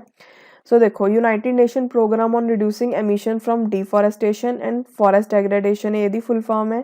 ਦੈਨ REDD+ की है reducing emission from deforestation and forest degradation and role of conservation, sustainable management of forest and enhancement of forest carbon stock in developing countries। so याद रखियो ਜਿਹੜਾ UNREDD ਹੈ ਇਹਦੇ ਵਿੱਚ डिफोरेस्टेशन, forest degradation ਦੇ emissions ਹੈ ਜਿਹੜੇ ਉਹਨਾਂ ਨੂੰ ਘਟਾਉਣ ਦੀ ਗੱਲ ਕੀਤੀ ਗਈ ਹੈ ਸਿਰਫ। ਬਟ ਜਿਹੜਾ REDD+ ਹੈ ਇਹਦੇ ਵਿੱਚ ਕੰਜ਼ਰਵੇਸ਼ਨ ਦਾ ਕੀ ਰੋਲ ਹੈ? ਸਸਟੇਨੇਬਲ ਮੈਨੇਜਮੈਂਟ ਕਿਵੇਂ ਕਰ ਸਕਦੇ ਹਾਂ ਫੋਰੈਸਟ ਦੀ? ਫੋਰੈਸਟ ਦੇ ਜਿਹੜੇ ਕਾਰਬਨ ਸਟਾਕਸ ਆ ਉਹਨਾਂ ਨੂੰ ਡਿਵੈਲਪਿੰਗ ਕੰਟਰੀਜ਼ ਦੇ ਵਿੱਚ ਕਿਸ ਤਰੀਕੇ ਨਾਲ ਵਧਾਉਣਾ, ਉਹ ਸਾਰੀਆਂ ਗੱਲਾਂ ਕੀਤੀਆਂ ਗਈਆਂ। UNREDD ਇੱਕ ਮਲਟੀਲੇਟਰਲ ਕੋਲੈਬੋਰੇਟਿਵ ਪ੍ਰੋਗਰਾਮ ਹੈ ਫੂਡ ਐਗਰੀਕਲਚਰ ਆਰਗੇਨਾਈਜੇਸ਼ਨ ਦਾ, ਠੀਕ ਹੈ, UNDP ਦਾ ਤੇ UNEP ਦਾ। ਇਹਨੂੰ 2008 'ਚ ਕ੍ਰੀਏਟ ਕੀਤਾ ਗਿਆ UNFCCC ਦੇ ਰਿਸਪੌਂਸ ਦੇ ਵਿੱਚ। ਜਿਹੜੇ ਵੀ ਡਿਸੀਜਨਸ ਉਹਦੇ ਉੱਪਰ ਲਿੱਤੇ ਗਏ ਸੀ ਬਾਲੀ ਐਕਸ਼ਨ ਪਲਾਨ ਨੂੰ ਲੈ ਕੇ ਤੇ REDD ਨੂੰ ਲੈ ਕੇ COP13। ਉਹ ਤੋਂ ਬਾਅਦ ਬਸ ਮੇਨ ਇਸ 'ਚ ਯਾਦ ਰੱਖਣਾ ਕਿ ਇਹ ਤਿੰਨਾਂ ਨੇ ਮਿਲ ਕੇ ਬਣਾਈ ਹੋਈ ਹੈ। ਜਿਹੜੀ REDD+ ਹੈ ਵੋਲੰਟਰੀ ਕਲਾਈਮੇਟ ਚੇਂਜ ਮਿਟੀਗੇਸ਼ਨ ਅਪਰੋਚ ਹੈ ਜਿਹਨੂੰ ਕਿ UNFCCC ਦੀ ਜਿਹੜੀ ਪਾਰਟੀਜ਼ ਆ ਉਹਨਾਂ ਨੇ ਡਿਵੈਲਪ ਕੀਤਾ। ਓਕੇ, ਜਿਹੜੀ UNREDD ਹੈ ਇਹ ਪਾਰਟਨਰਸ਼ਿਪ ਕਰਦੀ ਹੈ ਡਿਵੈਲਪਿੰਗ ਕੰਟਰੀਜ਼ ਦੇ ਨਾਲ ਤਾਂ ਕਿ ਉਹਨਾਂ ਨੂੰ ਸਪੋਰਟ ਪ੍ਰੋਵਾਈਡ ਕੀਤੀ ਜਾ ਸਕੇ ਟੈਕਨੀਕਲ ਕਪੈਸਿਟੀਜ਼ ਨੂੰ ਐਸਟੈਬਲਿਸ਼ ਕਰਨ ਦੇ ਲਈ। ਕਿਹੜੀਆਂ? ਐਸੀ ਕਪੈਸਿਟੀਜ਼ ਜਿਨ੍ਹਾਂ ਦੀ ਜ਼ਰੂਰਤ ਹੈ REDD+ ਨੂੰ ਇੰਪਲੀਮੈਂਟ ਕਰਨ ਦੇ ਲਈ ਤੇ UNFCCC ਰਿਕੁਆਇਰਮੈਂਟਸ ਨੂੰ ਮੀਟ ਕਰਨ ਦੇ ਲਈ for REDD+ result based payments. Okay, ਉਹ ਤੋਂ ਬਾਅਦ REDD+ ਹੈ ਜਿਹੜੀ ਉਹ डिफोरेस्टेशन ਤੇ ਫੋਰੈਸਟ ਡੈਗਰੇਡੇਸ਼ਨ ਤੋਂ ਅੱਗੇ ਦੀ ਵੀ ਗੱਲ ਕਰਦੀ ਹੈ। ਇਹਦਾ ਏਮ ਕੀ ਹੈ? ਇਨਸੈਂਟੀਵਾਈਜ਼ ਕਰਨਾ ਡਿਵੈਲਪਿੰਗ ਕੰਟਰੀਜ਼ ਨੂੰ ਤਾਂ ਕਿ ਉਹ ਰਿਡਿਊਸ ਕਰਨ ਐਮਿਸ਼ਨ डिफोरेस्टेशन ਤੇ ਫੋਰੈਸਟ ਡੈਗਰੇਡੇਸ਼ਨ ਤੋਂ, ਕੰਜ਼ਰਵ ਕਰਨ ਫੋਰੈਸਟ ਕਾਰਬਨ ਸਟਾਕਸ ਨੂੰ, ਸਸਟੇਨੇਬਲੀ ਮੈਨੇਜ ਫੋਰੈਸਟ ਅਤੇ ਇਨਹਾਂਸ ਕਰਨ ਫੋਰੈਸਟ ਕਾਰਬਨ ਸਟਾਕਸ ਨੂੰ। ਓਕੇ, ਉਹ ਤੋਂ ਬਾਅਦ next Arctic council. Arctic council ਇੱਕ ਇੰਟਰ ਗਵਰਨਮੈਂਟਲ ਫਾਰਮ ਹੈ ਜਿਹੜਾ ਪ੍ਰਮੋਟ ਕਰਦਾ ਕੋਆਪਰੇਸ਼ਨ, ਕੋਆਰਡੀਨੇਸ਼ਨ ਤੇ ਇੰਟਰੈਕਸ਼ਨ ਆਰਕਟਿਕ ਸਟੇਟਸ ਦੇ ਵਿੱਚ, ਠੀਕ ਹੈ। ਆਰਕਟਿਕ ਇੰਡੀਜੀਨੀਅਸ ਕਮਿਊਨਿਟੀਜ਼ ਤੇ ਅਦਰ ਆਰਕਟਿਕ ਇਨਹੈਬੀਟੈਂਟਸ ਦੇ ਵਿੱਚ ਔਨ ਕਾਮਨ ਆਰਕਟਿਕ ਇਸ਼ੂ। ਉਹ ਤੋਂ ਬਾਅਦ ਮੇਨ ਜਿਹੜਾ ਆਰਕਟਿਕ ਕਾਊਂਸਿਲ ਹੈ ਨਾ ਉਹਦੇ ਉੱਪਰ ਕੁਐਸਚਨ ਜਿਹੜਾ ਆਉਂਦਾ ਉਹ ਇਹ ਆਉਂਦਾ ਹੈ ਕਿ ਆਰਕਟਿਕ ਕਾਊਂਸਿਲ ਦੇ ਵਿੱਚ ਕਿਹੜੀ ਕਿਹੜੀ ਸਟੇਟਸ ਹੈ। ਸੋ ਕੌਣ ਹੈ? Canada, kingdom of Denmark, then Finland, Iceland, Norway, Russia, Sweden ਤੇ ਯੂਨਾਈਟਿਡ ਸਟੇਟਸ, ਠੀਕ ਹੈ। ਜਿਹੜਾ ਕਿੰਗਡਮ ਆਫ ਡੈਨਮਾਰਕ ਹੈ ਉਹਦੇ ਵਿੱਚ ਗ੍ਰੀਨਲੈਂਡ ਤੇ ਫੈਰੋ ਆਈਲੈਂਡਸ। ਓਕੇ, ਸੋ ਉਹ ਤੋਂ ਬਾਅਦ ਨੈਕਸਟ ਆਪਣੇ ਕੋਲ ਕੁਛ ਐਕਟਸ ਨੇ ਉਹ ਦੇਖਦੇ ਹਾਂ। ਸਭ ਤੋਂ ਪਹਿਲਾਂ water prevention and control of pollution act 1974। Main objective ਕੀ ਹੈ ਐਕਟ ਦਾ? ਪ੍ਰੋਵਾਈਡ ਕਰਨਾ ਪ੍ਰੀਵੈਂਸ਼ਨ ਤੇ ਕੰਟਰੋਲ ਕਰਨਾ ਵਾਟਰ ਪੋਲਿਊਸ਼ਨ ਨੂੰ ਤੇ ਮੇਨਟੇਨ ਤੇ ਰਿਸਟੋਰ ਕਰਨਾ ਵਾਟਰ ਦੀ ਪਿਓਰਿਟੀ ਨੂੰ। ਓਕੇ, ਸਟੀਮਸ, ਵੈਲਸ ਜਾਂ ਲੈਂਡ ਦੇ ਉੱਪਰ। ਉਹ ਤੋਂ ਬਾਅਦ ਅਗਰ ਆਪਾਂ ਕੁਛ ਇਹ ਐਕਟ ਦੇ ਪ੍ਰੋਵੀਜ਼ਨਸ ਦੇਖੀਏ ਤਾਂ ਕੀ ਹੈ ਜਿਹੜਾ ਇਹ ਐਕਟ ਹੈ ਉਹ ਸਟੇਟ ਪੋਲਿਊਸ਼ਨ ਕੰਟਰੋਲ ਬੋਰਡਸ ਨੂੰ ਅਥਾਰਟੀ ਦਿੰਦਾ ਰੈਗੂਲੇਟ ਕਰਨ ਦੇ ਲਈ ਤੇ ਇੰਪਾਵਰ ਕਰਦਾ ਹੈ ਬੋਰਡ ਨੂੰ ਕਿ ਉਹ ਐਸਟੈਬਲਿਸ਼ ਕਰਨ, ਠੀਕ ਹੈ, ਤੇ ਇਨਫੋਰਸ ਕਰਨ ਐਫਲੈਂਟ ਸਟੈਂਡਰਡਸ ਕਿ ਫੈਕਟਰੀਜ਼ ਆ ਜਿਹੜੀਆਂ ਉਹ ਕਿਸ ਤਰੀਕੇ ਦਾ ਡਿਸਚਾਰਜ ਛੱਡ ਸਕਦੀਆਂ ਨੇ ਵਾਟਰ ਬੋਡੀਜ਼ ਦੇ ਵਿੱਚ, ठीक है। सेंटर पोल्यूशन कंट्रोल बोर्ड है जिहड़ा ਉਹ सेम फंक्शन परफॉर्म करदा यूनियन टैरेटरीज़ ਦੇ ਲਈ ਤੇ ਉਹਨਾਂ ਲਈ पॉलिसीज़ ਬਣਾਉਂਦਾ ਤੇ ਕੋਆਰਡੀਨੇਟ ਕਰਦਾ ਐਕਟੀਵਿਟੀਜ਼ ਅਲੱਗ-ਅਲੱਗ ਸਟੇਟ ਬੋਰਡ ਦੀਆਂ। ਉਹ ਤੋਂ ਬਾਅਦ ਜਿਹੜਾ ਸਟੇਟ ਪੋਲਿਊਸ਼ਨ ਕੰਟਰੋਲ ਬੋਰਡ ਹੈ ਉਹ ਕੰਟਰੋਲ ਕਰੂਗਾ ਸੈਵੇਜ ਤੇ industrial effluent discharge, approve, reject ਜਾਂ ਇੰਪੋਜ਼ ਕਰਕੇ condition while granting consent to discharge. ਠੀਕ ਹੈ, ਯਾਨੀ ਕਿ ਜਦੋਂ ਵੀ ਉਹਨੇ ਡਿਸਚਾਰਜ ਦੇ ਲਈ ਮਨਜ਼ੂਰੀ ਦੇਣੀ ਹੈ ਤਾਂ ਇਹ ਚੀਜ਼ਾਂ ਦਾ ਵੀ ਧਿਆਨ ਰੱਖੇਗਾ। ਉਹ ਤੋਂ ਬਾਅਦ ਜਿਹੜਾ ਇਹ ਐਕਟ ਹੈ ਉਹ ਪਾਵਰ ਦਿੰਦਾ ਬੋਰਡ ਨੂੰ ਇੰਸ਼ੋਰ ਕਰਨ ਦੇ ਲਈ ਕਿ ਉਹ ਐਕਟ ਦੇ ਨਾਲ ਕੰਪੈਕਟੇਬਲ ਹੋਵੇ। ठीक है, by including power of entry for examination, testing of equipment and other purpose, and power to take the sample for the purpose of analysis of water from any stream or well or sample of any sewage or trade effluents। ਜਿਹੜਾ act ਹੈ ਉਹ board ਨੂੰ ਇਹ ਵੀ power ਦਿੰਦਾ ਹੈ ਕਿ ਉਹ examination ਕਰ ਸਕਦੇ ਆ। ਠੀਕ ਹੈ, ਅਗਰ ਉਹਨਾਂ ਨੂੰ ਕਿਸੇ ਨਦੀ ਦੇ ਜਾਂ ਕੋਈ ਵੀ ਸੈਵੇਜ ਦੇ ਸੈਂਪਲਸ ਚਾਹੀਦੇ ਆ ਤਾਂ ਉਹ ਲੈ ਸਕਦੇ ਆ। ਦੇਖੋ 1988 ਦੇ ਵਿੱਚ ਇਹ ਐਕਟ ਦੇ ਵਿੱਚ ਅਮੈਂਡਮੈਂਟ ਹੋਈ। ਠੀਕ ਹੈ, ਸੋ ਉਦੋਂ ਤੱਕ ਇਹਨੂੰ ਅੱਛੇ ਤਰੀਕੇ ਨਾਲ ਇਨਫੋਰਸ ਨਹੀਂ ਕੀਤਾ ਜਾਂਦਾ ਸੀ। ਠੀਕ ਹੈ, ਉਸ ਟਾਈਮ 'ਤੇ ਇਹਦੀ ਇਨਫੋਰਸਮੈਂਟ ਹੈ ਜਿਹੜੀ ਉਹ ਕ੍ਰਿਮੀਨਲ ਪ੍ਰੋਸੀਕਿਊਸ਼ਨਸ ਜੋ ਕਿ ਬੋਰਡ ਨੇ ਸਟਾਰਟ ਕੀਤੀਆਂ ਉਹਦੇ ਦੁਆਰਾ ਅਚੀਵ ਕੀਤਾ ਗਿਆ। ਠੀਕ ਹੈ, ਜਾਂ ਫਿਰ ਮੈਗਿਸਟ੍ਰੇਟਸ ਨੂੰ ਐਪਲੀਕੇਸ਼ਨ ਲਿਖੀਆਂ ਗਈਆਂ ਕਿ ਜਿਹੜੇ ਵੀ ਪੋਲਿਊਟਰਸ ਨੇ ਉਹਨਾਂ ਨੂੰ ਰਿਸਟ੍ਰੇਨ ਕੀਤਾ ਜਾਵੇ। ਠੀਕ ਹੈ, ਬਟ 1988 ਦੀ ਅਮੈਂਡਮੈਂਟ ਤੋਂ ਬਾਅਦ ਜਿਹੜਾ ਇਹ ਐਕਟ ਹੈ ਉਹਦੀ ਇੰਪਲੀਮੈਂਟੇਸ਼ਨ ਨੂੰ ਹੋਰ ਜ਼ਿਆਦਾ ਆਪਾਂ ਕਹਿ ਸਕਦੇ ਹਾਂ ਕਿ ਹੋਰ ਜ਼ਿਆਦਾ ਮਜ਼ਬੂਤੀ ਮਿਲ ਗਈ। ਠੀਕ ਹੈ, ਇਹਦੇ ਵਿੱਚ ਇਹ ਕਿਹਾ ਗਿਆ ਕਿ ਜਿਹੜਾ ਬੋਰਡ ਹੈ ਉਹ ਕਲੋਜ਼ ਕਰ ਸਕਦਾ ਕੋਈ ਵੀ ਡਿਫਾਲਟਿੰਗ ਇੰਡਸਟਰੀਅਲ ਪਲਾਂਟ ਨੂੰ ਜਾਂ ਆਪਣੀ ਸਪਲਾਈ ਕਾਹਦੀ ਪਾਵਰ ਦੀ ਜਾਂ ਫਿਰ ਵਾਟਰ ਦੀ ਵਾਪਿਸ ਲੈ ਸਕਦੇ ਆ ਅਗਰ ਉਹਨਾਂ ਨੂੰ ਲੱਗੂਗਾ ਕਿ ਕੋਈ ਜ਼ਿਆਦਾ ਪੋਲਿਊਸ਼ਨ ਫੈਲਾ ਰਿਹਾ। ਐਡਮਿਨਿਸਟ੍ਰੇਟਿਵ ਆਰਡਰ ਨਾਲ ਇਹ ਚੀਜ਼ ਕੀਤੀ ਜਾ ਸਕਦੀ ਹੈ। ਪੈਨਲਟੀਜ਼ ਨੂੰ ਵੀ ਇਹਦੇ ਵਿੱਚ ਜ਼ਿਆਦਾ ਸਟ੍ਰਿਕਟ ਕੀਤਾ ਗਿਆ। ਓਕੇ, ਉਹ ਤੋਂ ਬਾਅਦ ਨੈਕਸਟ ਹੈ air prevention and control of pollution act 1981। Implement ਕਰਨ ਦੇ ਲਈ ਡਿਸੀਜਨ ਜੋ ਕਿ United Nation conference on human environment ਦੇ ਉੱਪਰ ਲਿੱਤੇ ਗਏ ਜੋ ਕਿ ਸਟੋਕਹੋਮ ਦੇ ਵਿੱਚ ਹੋਈ 1972 ਦੇ ਵਿੱਚ ਪਾਰਲੀਮੈਂਟ ਨੇ ਇਹ ਐਕਟ ਬਣਾਇਆ। ਇਹਦਾ ਮੇਨ ਆਬਜੈਕਟਿਵ ਕੀ ਹੈ? ਇੰਪਰੂਵ ਕਰਨਾ ਏਅਰ ਦੀ ਕੁਆਲਿਟੀ, ਪ੍ਰੀਵੈਂਟ, ਕੰਟਰੋਲ ਤੇ ਅਬੇਟ ਕਰਨਾ ਏਅਰ ਪੋਲਿਊਸ਼ਨ ਨੂੰ ਕੰਟਰੀ ਦੇ ਵਿੱਚ। ਸੋ ਨੈਕਸਟ ਹੁਣ ਆਪਾਂ ਦੇਖਦੇ ਹਾਂ ਵਾਈਲਡ ਲਾਈਫ ਪ੍ਰੋਟੈਕਸ਼ਨ ਐਕਟ 1972। ਜਿਹੜਾ ਵਾਈਲਡ ਲਾਈਫ ਪ੍ਰੋਟੈਕਸ਼ਨ ਐਕਟ 1972 ਹੈ ਉਹ ਪਾਰਲੀਮੈਂਟ ਨੇ ਬਣਾਇਆ ਸੀ ਤਾਂ ਕਿ ਪਲਾਂਟਸ ਤੇ ਐਨੀਮਲ ਸਪੀਸ਼ੀਜ਼ ਦੀ ਪ੍ਰੋਟੈਕਸ਼ਨ ਹੋ ਸਕੇ। 1972 ਤੋਂ ਪਹਿਲਾਂ ਇੰਡੀਆ ਦੇ ਕੋਲ 5 ਡੈਜ਼ਿਗਨੇਟਿਡ ਨੈਸ਼ਨਲ ਪਾਰਕ ਸੀ। ਠੀਕ ਹੈ, ਜਿਹੜਾ ਐਕਟ ਉਹਨੇ ਐਸਟੈਬਲਿਸ਼ ਕੀਤਾ ਸ਼ਡਿਊਲ ਪ੍ਰੋਟੈਕਟਿਡ ਪਲਾਂਟਸ ਤੇ ਐਨੀਮਲ ਸਪੀਸ਼ੀਜ਼ ਦਾ ਹੰਟਿੰਗ ਜਾਂ ਹਾਰਵੈਸਟਿੰਗ ਦਾ ਇਹ ਸਪੀਸ਼ੀਜ਼ ਦੀਆਂ ਉਹਨਾਂ ਦੇ ਉੱਪਰ ਬੈਨ ਲਗਾਇਆ ਗਿਆ। ਜਿਹੜਾ ਐਕਟ ਹੈ ਪ੍ਰੋਵਾਈਡ ਕਰਦਾ ਪ੍ਰੋਟੈਕਸ਼ਨ ਵਾਈਲਡ ਐਨੀਮਲਸ ਦੀ, ਬਰਡਸ ਦੀ, ਪਲਾਂਟਸ ਦੀ। ਠੀਕ ਹੈ, ਤੇ ਮੈਟਰਸ ਜੋ ਵੀ ਉਹਨਾਂ ਨਾਲ ਕਨੈਕਟਿਡ ਨੇ। ਓਕੇ, ਸੋ ਯਾਦ ਰੱਖਿਓ ਇਹ ਐਕਟ ਦੇ ਵਿੱਚ ਵਾਈਲਡ ਐਨੀਮਲ, ਬਰਡ ਤੇ ਪਲਾਂਟਸ ਤਿੰਨਾਂ ਦੀ ਗੱਲ ਕੀਤੀ ਗਈ ਹੈ। ਕਈ ਵਾਰ ਇਹ ਵੀ ਪੁੱਛ ਲੈਂਦੇ ਕੁਐਸਚਨ ਤੇ ਕਾਮਨ ਕੁਐਸਚਨ ਜਿਹੜਾ ਆਉਂਦਾ ਹੈ ਇਹ ਵਾਲੇ ਐਕਟ ਦੇ ਉੱਪਰ ਉਹ ਕੀ ਆਉਂਦਾ ਕਿ ਕਿੰਨਵੇਂ ਈਅਰ ਦੇ ਵਿੱਚ ਇਹਨੂੰ ਸਾਈਨ ਕੀਤਾ ਗਿਆ। ਸੋ ਵਾਈਲਡ ਲਾਈਫ ਪ੍ਰੋਟੈਕਸ਼ਨ ਐਕਟ 1972। ਠੀਕ ਹੈ, ਇਹਦੇ ਵਿੱਚ ਟੋਟਲ 6 ਸ਼ੈਡਿਊਲਸ ਨੇ ਜਿਹਦੇ ਵਿੱਚ ਅਲੱਗ-ਅਲੱਗ ਡਿਗਰੀ ਦੀ ਪ੍ਰੋਟੈਕਸ਼ਨ ਦਿੱਤੀ ਗਈ ਹੈ। ਸ਼ੈਡਿਊਲ 1 ਤੇ ਪਾਰਟ 2 ਹੈ ਜਿਹੜਾ ਸ਼ੈਡਿਊਲ 2 ਦਾ ਪ੍ਰੋਵਾਈਡ ਕਰਦਾ ਐਬਸੋਲੂਟ ਪ੍ਰੋਟੈਕਸ਼ਨ, ਮਤਲਬ ਜਿਹੜੇ ਓਫੈਂਸਿਸ ਹੁੰਦੇ ਇਹਦੇ ਅੰਦਰ ਉਹਨਾਂ ਦੇ ਵਿੱਚ ਕਾਫੀ ਜ਼ਿਆਦਾ ਸਖਤ ਸਜ਼ਾ ਹੁੰਦੀ ਹੈ। ਸਪੀਸ਼ੀਜ਼ ਜੋ ਕਿ ਸ਼ੈਡਿਊਲ 3 ਤੇ 4 ਦੇ ਵਿੱਚ ਰੱਖੇ ਗਏ ਉਹਨਾਂ ਨੂੰ ਵੀ ਪ੍ਰੋਟੈਕਸ਼ਨ ਦਿੱਤੀ ਗਈ ਹੈ ਬਟ ਇਹਦੇ ਵਿੱਚ ਜਿਹੜੀ ਸਜ਼ਾ ਉਹ ਇੰਨੀ ਨਹੀਂ ਹੈਗੀ। ਐਨੀਮਲ ਜਿਨ੍ਹਾਂ ਨੂੰ ਸ਼ੈਡਿਊਲ 5 'ਚ ਰੱਖਿਆ ਗਿਆ ਜਿਵੇਂ ਕਾਮਨ ਕਰੋਜ਼, ਫਰੂਟ ਬੈਟਸ, ਰੈਟਸ, ਮਾਈਸ, ਇਹਨਾਂ ਨੂੰ ਵਰਮਿਨ ਕੰਸੀਡਰ ਕੀਤਾ ਗਿਆ ਤੇ ਕਹਿੰਦੇ ਕਿ ਇਹਨਾਂ ਨੂੰ ਹੰਟ ਕੀਤਾ ਜਾ ਸਕਦਾ ਫ੍ਰੀਲੀ। ਠੀਕ ਹੈ, ਸਪੈਸੀਫਾਈਡ ਐਂਡੈਮਿਕ ਪਲਾਂਟਸ ਜਿਨ੍ਹਾਂ ਨੂੰ ਕਿ ਸ਼ੈਡਿਊਲ 6 ਦੇ ਵਿੱਚ ਰੱਖਿਆ ਗਿਆ ਉਹ ਐਸੇ ਨੇ ਜਿਨ੍ਹਾਂ ਨੂੰ ਕਿ ਕਲਟੀਵੇਸ਼ਨ ਤੇ ਪਲਾਂਟਿੰਗ ਤੋਂ ਪ੍ਰੋਹਿਬਿਟ ਕੀਤਾ ਗਿਆ। ਓਕੇ, ਉਹ ਤੋਂ ਬਾਅਦ ਨੈਕਸਟ ਦੇਖੋ ਹੁਣ ਆਪਾਂ ਅਲੱਗ-ਅਲੱਗ ਸ਼ੈਡਿਊਲ ਦੀ ਗੱਲ ਕਰਦੇ ਹਾਂ। ਸਭ ਤੋਂ ਪਹਿਲਾਂ ਸ਼ੈਡਿਊਲ 1, ਇਹਦੇ ਵਿੱਚ ਇੰਡੇਂਜਰਡ ਸਪੀਸ਼ੀਜ਼ ਨੂੰ ਰੱਖਿਆ ਗਿਆ। ਜਿਹੜੀ ਇਹ ਸਪੀਸ਼ੀਜ਼ ਹੈ ਇਹਨਾਂ ਨੂੰ ਬਹੁਤ ਜ਼ਿਆਦਾ ਪ੍ਰੋਟੈਕਸ਼ਨ ਦੀ ਜ਼ਰੂਰਤ ਹੈ। ਠੀਕ ਹੈ, ਤੇ ਇਹਦੇ ਲਈ ਅਗਰ ਕੋਈ ਵੀ ਇਹਨੂੰ ਖਰਾਬ ਕਰਦਾ ਮਤਲਬ ਇਹ ਵਾਲੀ ਸਪੀਸ਼ੀਜ਼ ਨੂੰ ਤਾਂ ਉਹਨੂੰ ਕਾਫੀ ਜ਼ਿਆਦਾ ਪੈਨਲਟੀਜ਼ ਦਿੱਤੀਆਂ ਜਾਂਦੀਆਂ ਨੇ। ਓਕੇ, ਸਪੀਸ਼ੀਜ਼ ਜਿਹੜੀਆਂ ਸ਼ੈਡਿਊਲ 'ਚ ਰੱਖੀਆਂ ਗਈਆਂ ਨੇ ਉਹਨਾਂ ਦੇ ਬਾਰੇ ਇਹ ਕਿਹਾ ਗਿਆ ਕਿ ਉਹਨਾਂ ਨੂੰ ਹੰਟ ਨਹੀਂ ਕੀਤਾ ਜਾ ਸਕਦਾ ਪੂਰੇ ਇੰਡੀਆ ਦੇ ਵਿੱਚ। ਠੀਕ ਹੈ, ਬਸ ਉਦੋਂ ਹੀ ਕੀਤਾ ਜਾ ਸਕਦਾ ਔਰ ਉਹ ਹਿਊਮਨ ਲਾਈਫ ਲਈ ਥ੍ਰੈਟ ਨੇ। ਐਬਸੋਲੂਟ ਪ੍ਰੋਟੈਕਸ਼ਨ ਸਪੀਸ਼ੀਜ਼ ਨੂੰ ਦਿੱਤੀ ਗਈ ਹੈ ਜੋ ਲਿਸਟ ਦੇ ਵਿੱਚ ਨੇ ਸ਼ੈਡਿਊਲ 1 ਦੇ।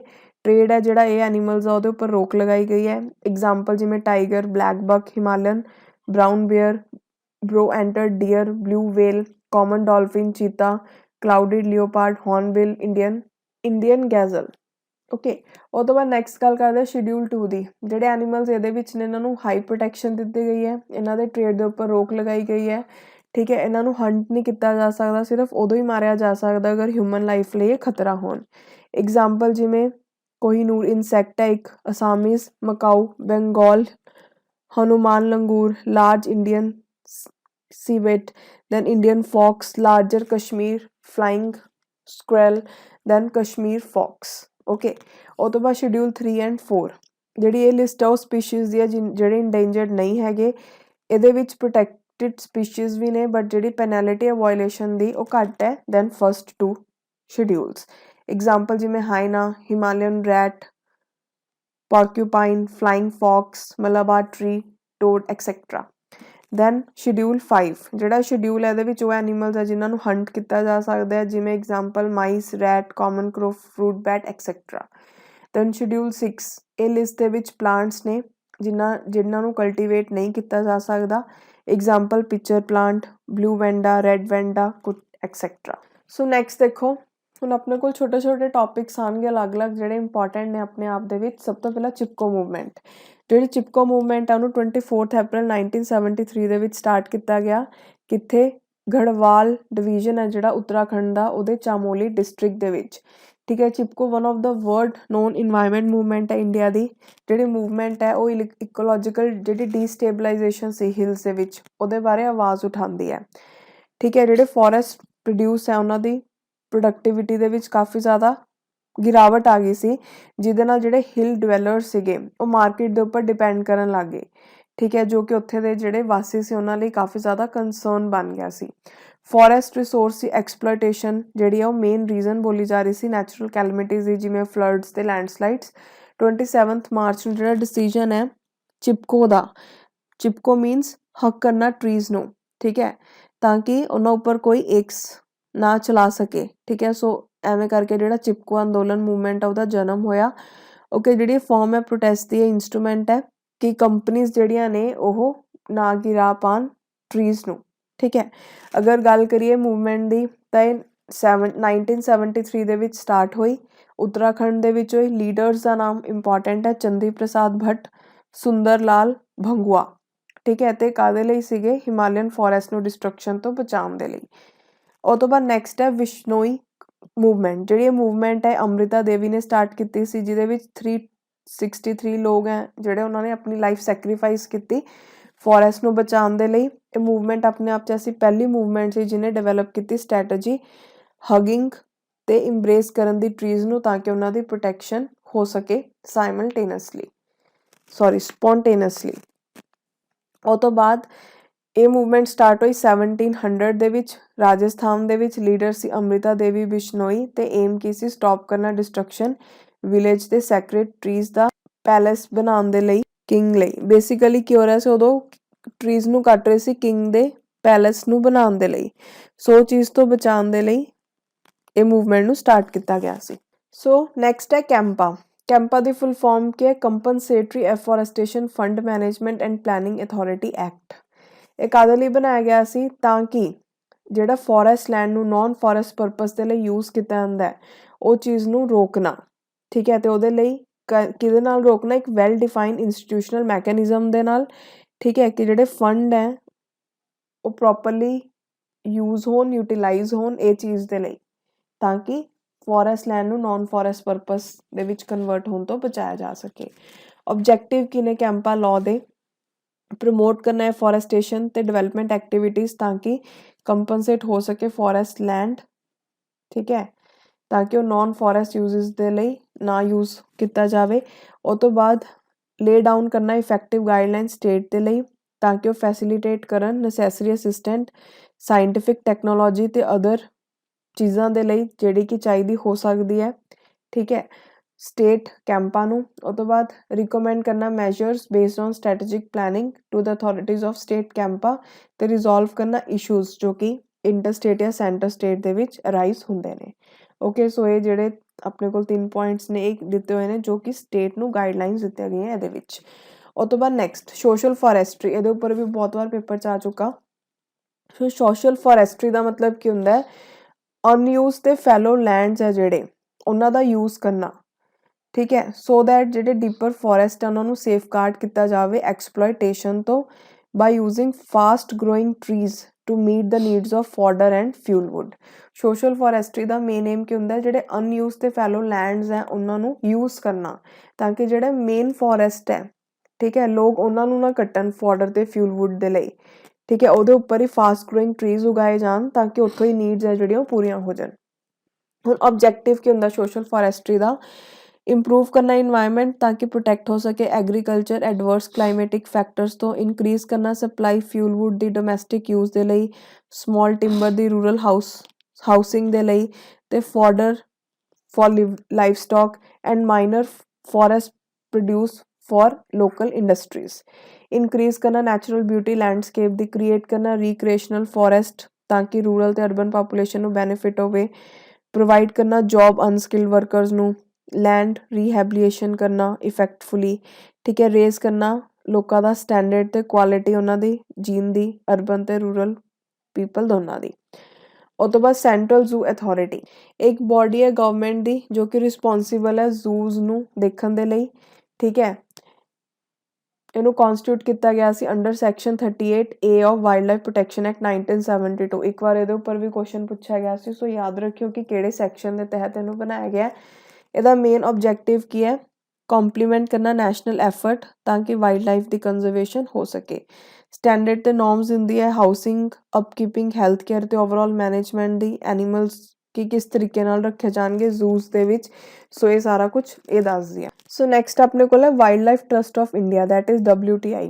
Wild life trust of India ਇੱਕ ਇੰਡੀਅਨ NGO ਹੈ ਜਿਹੜੀ ਕਮਿਟ ਹੋਈ ਹੈ ਨੇਚਰ ਨੂੰ ਕੰਜ਼ਰਵ ਕਰਨ ਦੇ ਲਈ ਇਹਦਾ ਮੋਟੋ ਕੀ ਹੈ ਇਨ ਸਰਵਿਸ ਆਫ ਨੇਚਰ ਇਹ ਯਾਦ ਰੱਖਿਓ ਇਹਦਾ ਮਿਸ਼ਨ ਕੀ ਹੈ ਕੰਜ਼ਰਵ ਕਰਨਾ ਵਾਈਲਡ ਲਾਈਫ ਨੂੰ ਤੇ ਉਹਦੇ ਹੈਬਿਟੇਟ ਨੂੰ ਤੇ ਇੰਡੀਵਿਜੂਅਲ ਵਾਈਲਡ ਐਨੀਮਲਸ ਦੇ ਵੈਲਫੇਅਰ ਦੇ ਲਈ ਕੰਮ ਕਰਨਾ ਕਮਿਊਨਿਟੀਜ਼ ਤੇ ਗਵਰਨਮੈਂਟਸ ਨਾਲ ਮਿਲ ਕੇ ਜਿਹੜੇ wild life trust of India ਉਹਨੂੰ ਕ੍ਰੈਡਿਟ ਕੀਤਾ ਜਾਂਦਾ ਅਚੀਵ ਕਰਨ ਦੇ ਲਈ ਵੇਰੀਅਸ ਕੰਜ਼ਰਵੇਸ਼ਨ ਮਾਈਲਸਟੋਨ ਜਿਵੇਂ ਕਿ ਰਿਕਵਰ ਕਰਨਾ ਪਾਪੂਲੇਸ਼ਨ ਕ੍ਰਿਟੀਕਲ ਇੰਡੇਂਜਰਡ ਸਪੀਸ਼ੀਜ਼ ਦਾ ਟਰਾਂਸਲੋਕੇਟ ਕਰਨਾ ਸਪੀਸ਼ੀਜ਼ ਨੂੰ ਰਿਡਿਊਸ ਕਰਨਾ ਹਿਊਮਨ ਐਨੀਮਲ ਕਨਫਲਿਕਟ ਨੂੰ WTI ਪ੍ਰੋਗਰਾਮ ਹੈ ਜਿਹੜੇ ਉਹਨਾਂ ਨੂੰ ਸਪੋਰਟ ਕੀਤਾ ਜਾਂਦਾ ਹੈ ਜਿਹਦੇ ਦੁਆਰਾ ministry of environment and forest and government of India ਦੁਆਰਾ then Ministry of Social Justice and Empowerment, Government of India द्वारा then State Forest and Wildlife Departments द्वारा. So next है CITES. CITES की full form की है Convention on International Trade in Endangered Species of Wild Flora and Fauna.